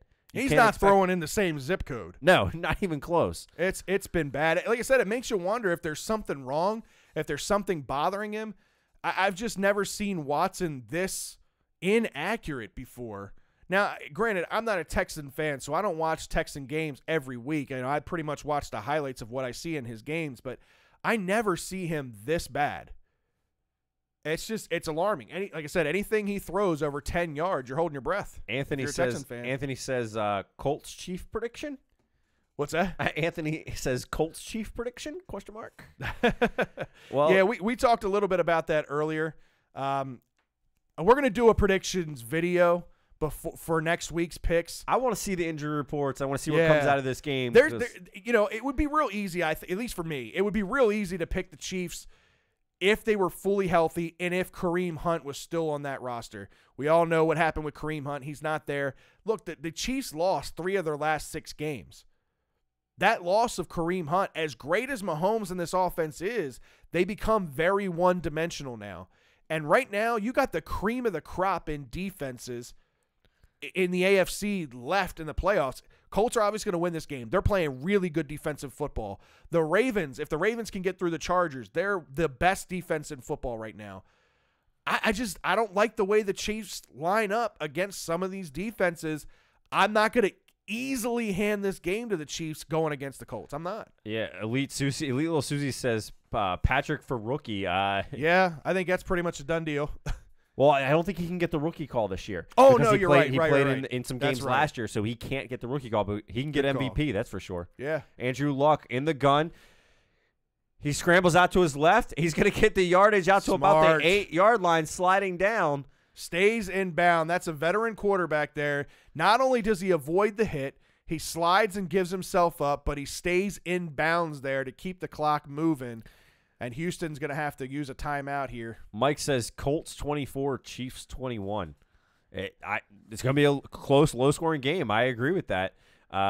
Jim says, who is the best triple stack double dip left on the slate? What? Not sure where you're going with that, Jim. You might have to explain. Who is a best triple stack double dip?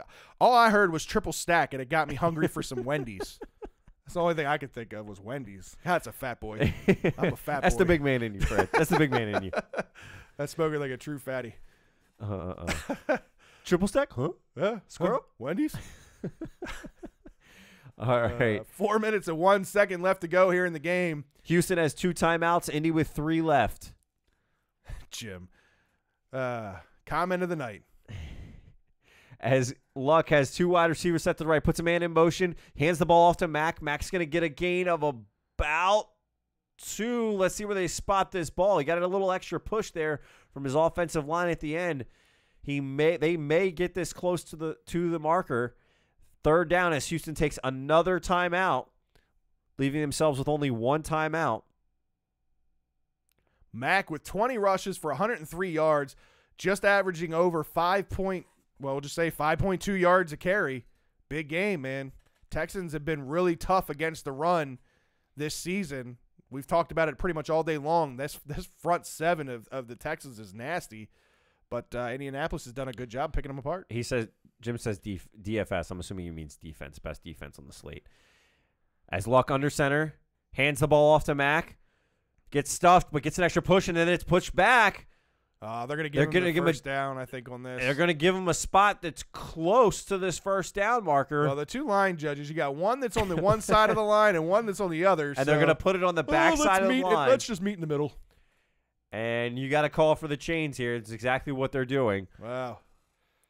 Mike says Mack is a beast. He can be a beast. He's got the ability to run up the middle. He also has the ability to bounce outside. I think he runs his best when he's running, actually, ironically, out to the right of his guard. While they're measuring this thing, we got almost 40 of you guys in here, which is great. Honestly, we didn't really know how this playoff game would go. We figured most of you guys would probably just be watching it on TV, but we decided to give it a shot anyway.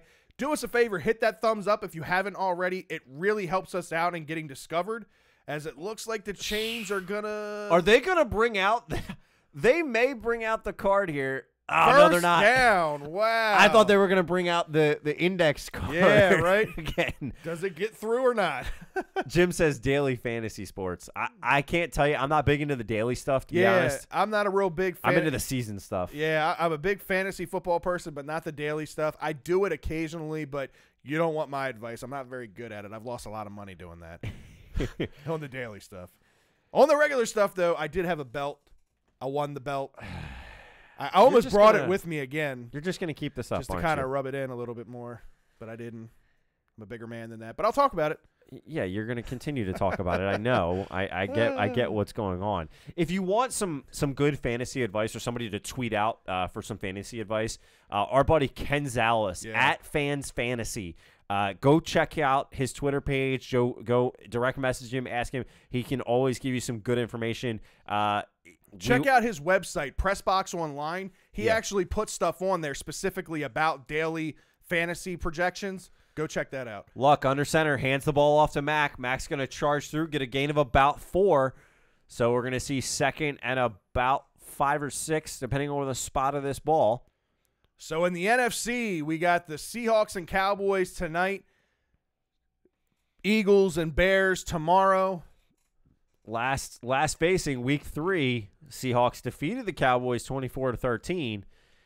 Prescott had 4 TDs, 0 interceptions in week 17 against the New York Giants. Ezekiel Elliott led the NFL, 1,400-plus yards rushing. Yeah. I mean, there's no doubt, no denying they've got a good offense. Just don't trust them. All right, as Luck lines up under center again, 2 wide receivers to the left. Again, hands the ball off to Mac. Mac trucks through, gets him out to the 50, and down at about the 47-yard line. Big first down and more as they just continue to seal this with 2:48 left on the clock in the fourth quarter of this game. Mike says, Breeze cost me first-round loss by 2 points. He was cut the next day. Man, that sucks. Breeze. Uh-oh. J.J. Watt coming off the field. Hopefully it's nothing serious for him. It doesn't look like it. I think holding his shoulder a little. Yeah, he loose. might be a little banged up there, but yeah, this game's pretty much a wrap. He's grimacing. They're showing a shot of him on the sideline. He is grimacing in some pain, trying to fight it off and not show a lot, but it's showing in his facial expressions. DeAndre Hopkins looks dejected sitting on the sideline there. Do I really play for this team? Hey, look, Houston gave it a run. They did. At 11-5 on the year. I mean, that's a great record, but none of that means anything once you get in the playoffs. And as Indianapolis is showing here as the 6th seed, the last team to get into the playoffs. Got to perform when the lights are on. Yeah, on the road. Indy does it again. Luck under center, handing the ball off to Mac again. Mac gets out, gets the first down to the 30, to the 35, and then taken down at about the 27-yard line. As he just stiff arms the Honey Badger there 2 or 3 different times to gain more and more. There's one. As Matthew gets his feet back. Here's 2 ish. Yeah, he didn't exactly throw the stiff arm, but gave him a little shimmy. Oh man! Wow, Mike says Mac Truck does it again. He did. He has really shown up in this game, and you know what? With his ability to rush the ball, he's got 24 carries for 148 yards in this game. His ability to rush the ball has really opened up the little over-the-middle routes that Luck had early. Right. His ability to do that, I think that's what played a role in some of these early scores when they were over the middle. He's allowed Luck to go 19 for 32, not the greatest percentage in the world, but 222 yards in the air. When you have 222 yards in the air, 148 on the ground in a 21-7 game, not bad. Right. Not bad. Right. You really relied on your defense to shut down the Houston Texans, and boy, have they. Yeah, like I said, I mean, Indianapolis came out strong. Houston's defense was kind of playing on their heels in the first quarter of this game. That's how Indy was able to get up 21-0. Houston's defense did a really good job, despite the fact of being on the field as much as they were on the field, of kind of bunkering in and really holding Indianapolis scoreless for the rest of the game. It's just when you're down 3 touchdowns, I don't care what quarter it's in, the first quarter or the fourth quarter, when you're down 3 touchdowns, it's a mind game, and it really can affect you out on the field and how you perform as an offense. You start to take different chances and more risky opportune shots that you normally wouldn't take if you're only down by 1 score, if you're only down by 2 scores. It gets into your psyche. And really, the Houston has struggled with that. And, again, we talked about it countless amounts of times. Watson just not having a very good game. The stats even can be a little bit deceiving if you look at his stats. Those incompletions that he had were bad incompletions. Horrible incompletions. There could have been quite a few interceptions that literally hit defenders right in their hands or right in their chest that, fortunately enough for Houston, didn't end up being an interception. Right.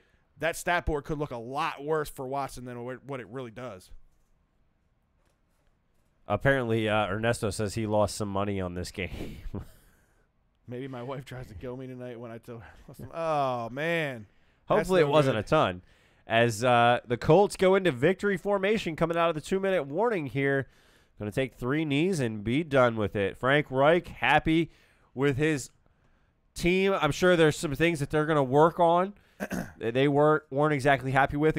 Obviously, the second half, they were shut down on offense up until this drive.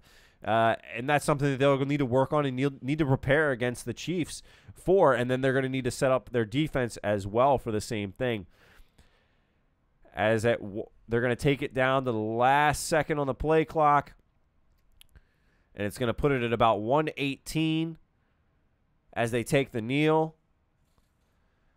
Ernesto says, I don't know who's worse, my English or the Texans. That's pretty good. Yeah, so, Scott, I'm going to be 1-0 to start off in my projections so far. Just saying. Yeah. Well, you were the sole one on the Texans here. I was. Look, we all agree. Nobody expected this game to look like this. Shout out to our fellow YouTubers out there, Engraven, Joe Nubo, and SCG Sports. Couple of guys that we did a collab video with that unfortunately the audio video became trashed with, so we weren't able to post it. But make sure you go check them out. If you're on YouTube and there's the final knee, by the way, and you haven't subscribed to their channels yet, look up Engraven Vids, look up Joe Nubo, and look up SZG Sports, and make sure you subscribe to their channel. As that's it. That's a wrap on this game as the Houston Texans lose to the Indianapolis Colts 21-7. Wow. Well, I don't think there's a whole lot more that we can really dissect and say about this game that we haven't already said and hadn't already covered. Let's talk a little bit about this next matchup where we got, who is this? The next one, Seattle. Yeah. Going into Dallas to take on the Dallas Cowboys. Another game that you and I are split on. I better win this one. I'm either going to go up 2-0 or we're going to be tied here at 1-1. Hey, thanks, Jonathan, for the subscribe, man. We appreciate that, guys. If you haven't already hit it, hit that thumbs up, hit the subscribe button before you guys head out. We appreciate each and every one of you guys tuning in as always. We're not going to sign out quite yet. We're going to talk a little bit about the remaining portion of these playoff games. This is going to be the only live stream commentary game that we do this week for this round of playoffs. We did do a predictions video, which if you haven't checked that out yet, go check out our channel. That's the latest video that we have up there, minus this one here. But let's talk a little bit about this Cowboys and Eagles game. You're a Cowboys fan in this game. You see the Cowboys winning. Why? It comes down to Amari Cooper, in my opinion. If I'm gonna say there's one thing that triggers this team to win this playoff game, it's you cannot deny. If you've been watching football, you can't deny what Amari Cooper has really done since coming on to the scene in Dallas and what he's provided Dak Prescott in a #1 receiver that they haven't truly had since Dez Bryant, and his ability to get above the secondary and Dak Prescott's ability to hit him in stride when he needs to, even across the middle.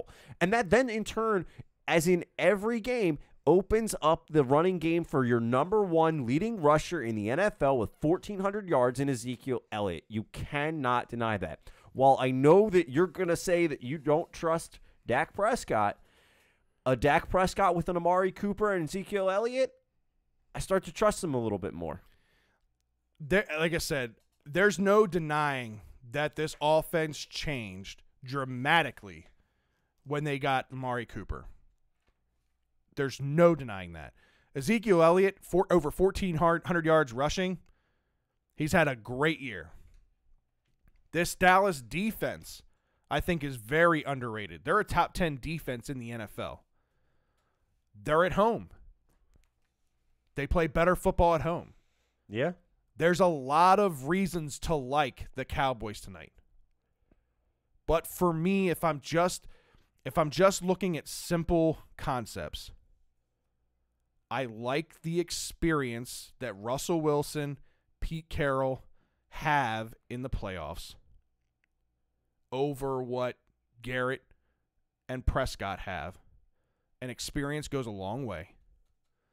Seattle, albeit they don't have that one Ezekiel Elliott type back, they've got a good stable of running backs there in Seattle, 3 of them, and all 3 of them can run the football. Yeah. They got Doug Baldwin back, who's been pretty much banged up all year. Russell Wilson, in my opinion, is one of the best mobile quarterbacks, that style of quarterback. Not in just today's game. I think one of the best ever, in my opinion. Mobile, one of the best ever. Okay. I think think of this, right? So, what do you think of when you hear people talk about a mobile quarterback? What's the first thing you think of? Their ability to scramble out of the pocket. Right, and then typically what's a result of that? Them running and getting rushing yards. Well, I mean, more so people think that mobile quarterbacks don't work because when they run with the football, they're going to get hurt, that their career is going to be cut short. Russell Wilson hasn't missed a football game in his career. And this is a guy that he's smart. He picks and chooses the way he runs and gets away from a defense. Very smart. He doesn't take those big hits. He makes sure that he gets down. But when you need him the most, when you need him to scramble for that 4-yard first down to extend a drive and to keep their offense out on the field, he can do it. You know what it is? It's that Yankee money. Let's not forget, he's a baseball player too. He's a hell of an athlete all around. He's a hell of an athlete. I want to bring up, we have a few people chiming in. Mr. Pajamas chimes in. He's been a long-time viewer. He says, "What's up, fellas? About to see if Zach going to be another Romo or not." Yeah, that's exactly what we're saying. Is he going to be able to really set it down? Hector says, "Ravens are my AFC pick to go to the bowl. Not enough film on Lamar, and defense is squad 100%. Ernesto said he had subscribed. We appreciate that, man. That's big time. We appreciate it. Hector also says Happy New Year's. Mike says he hopes we go national. Hector also says Russell Wilson is going to get it done, boys. I got the Seahawks. They're getting their D back. Look, it's what Fred kind of was just talking about. Their offense has the ability to do it. They have a defense that's getting back to being healthy.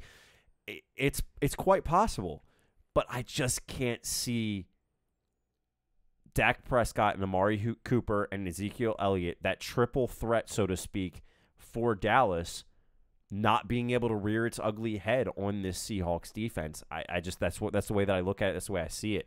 I don't know. It's something about the NFC East teams. I just don't trust them. Philadelphia, we talk about the Foles magic and his ability to kind of straighten out the mess that was in Philadelphia and get them in the playoffs. I don't think that magic goes any farther than the first round. I think the Bears knock out Philly in the first round. They very well may. I think Seattle knocks out Dallas here in the first round. There's something about NFC East teams, and I don't know what it is. I don't trust them. I don't think that they're built for a long run in the playoffs, especially when you look at some of the competition that's out there. Again, I think the Bears are one of the most underrated teams in the NFC, really in the NFL, because nobody seems to care much about defense anymore. Everybody seems to care about offense and how many points can you put up. Well, if a defense is holding teams to under 20 points a game, I don't care what you did against everybody else. Right. That whole points per game means nothing. If my team's giving up less than 20 points a game, I like my shot. I like my chances. Yeah. And as good as Dallas's defense is, I think they're a very good defense. I don't trust Prescott. Yeah, and no, I don't either. I do trust Seattle, and I do trust Russell Wilson. I don't trust Dak Prescott, but I trust him when he's got Amari Cooper. It's as simple as that. That's my thought process on it. Look, the game will only tell. This is expected to be they have a 2.5 point advantage on the spread over Seattle, and it's the over/under on this game is 43.5. Look, the over/under on the game that we just watched was 48. Yeah, and it was way under. Right, and it was only a 2.5 point spread on Houston in this game. So, and it just goes to show you that anything can go in these playoff games. We've seen it usually once every year. There's a game that's just completely outside of what everybody expected. I think this may be that game. I think the rest of these games are going to go kind of along the lines of what we expect, of being very, very close, very tight games. It's just going to come down to who's got the better defenses to stop these high-powered offenses. So Ernesto says, are the Seahawks really candidates to win the Super Bowl? I wouldn't go that far. I think that the Seahawks are going to win this game, but when you look at the NFC, they're loaded, right? You got the NFC with the New Orleans Saints, who probably are the most balanced all-around team. They've got a great defense and a great offense. Now, Cowboys of all teams kind of gave the blueprint to the NFL on how you stop the Saints offense, and really since that game, the Saints offense hasn't been the same, but they've got weapons all across the board. So you can't underestimate the Saints. The Rams, if they're playing in warm weather conditions, they're a totally different football team with Goff at quarterback than they are when they're playing in cold conditions. Go look at the stats. It's crazy how different a football team they are. So if the Rams end up having to go and play Chicago, I'm taking Chicago all day long. And that's my sleeper pick in the NFC are the Bears. I don't know. Maybe it's a bias because I come from a team and I come from a tradition, being a Ravens fan, of good defense and what it can do. We won a goddamn Super Bowl with Trent Dilfer as a quarterback. Trent Dilfer. That's what I'm saying. When you've got a defense that's that kind of dominant, as long as your quarterbacks aren't asked to do more than what they're supposed to do and don't lose the game for you, defenses absolutely can win you championships. I don't mean to be cliche and I don't mean to, say the obvious, but they can. Yeah. And, as again, I say this time after time after time, as sexy as 40 or 50 points a game are, you're going up a defense that's giving up less than 20, doesn't mean anything. Yeah, no, it doesn't mean anything at all. You summed it up pretty easily. Yeah. Let's see. So,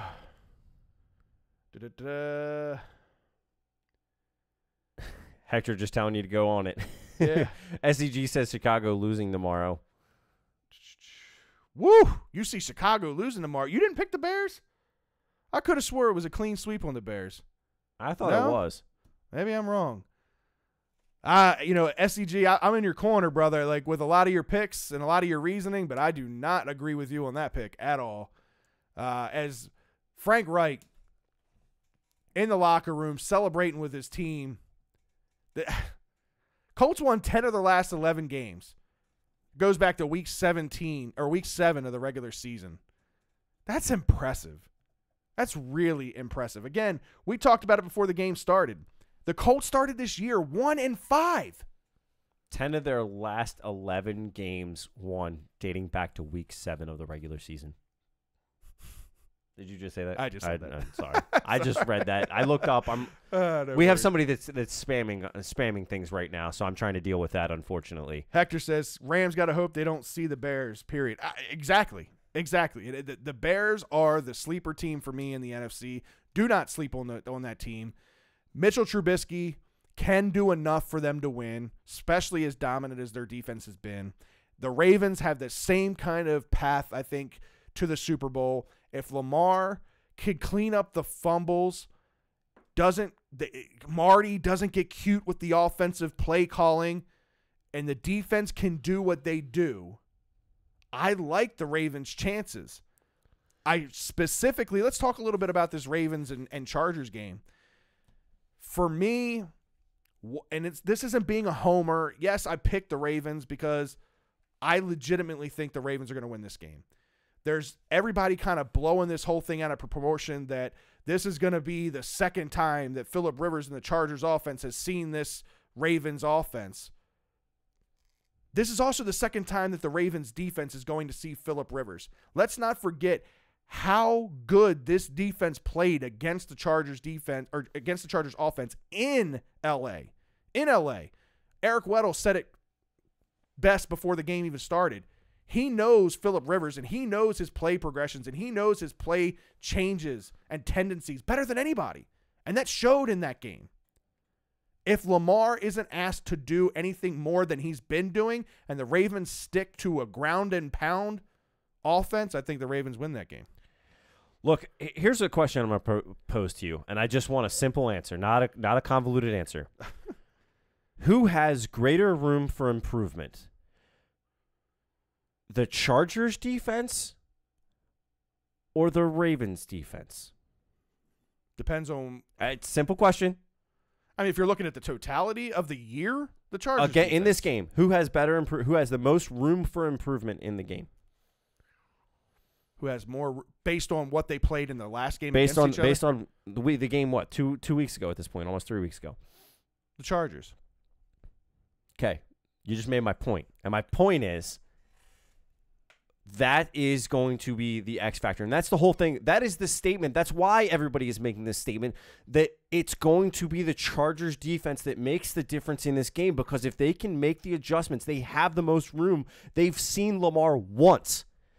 The Ravens defense and several guys on the Ravens defense have seen the Chargers multiple times. They've seen Phillip Rivers multiple times. Mm-hmm. This is now the second time they're doing it. I think that's where the mindset comes from. I still think the Ravens pull this game out. Again, I say it by a Justin Tucker field goal is what it's going to come down to. But I think you're going to see this defense now make the adjustment from the Chargers standpoint to be able to play a little bit better against Lamar.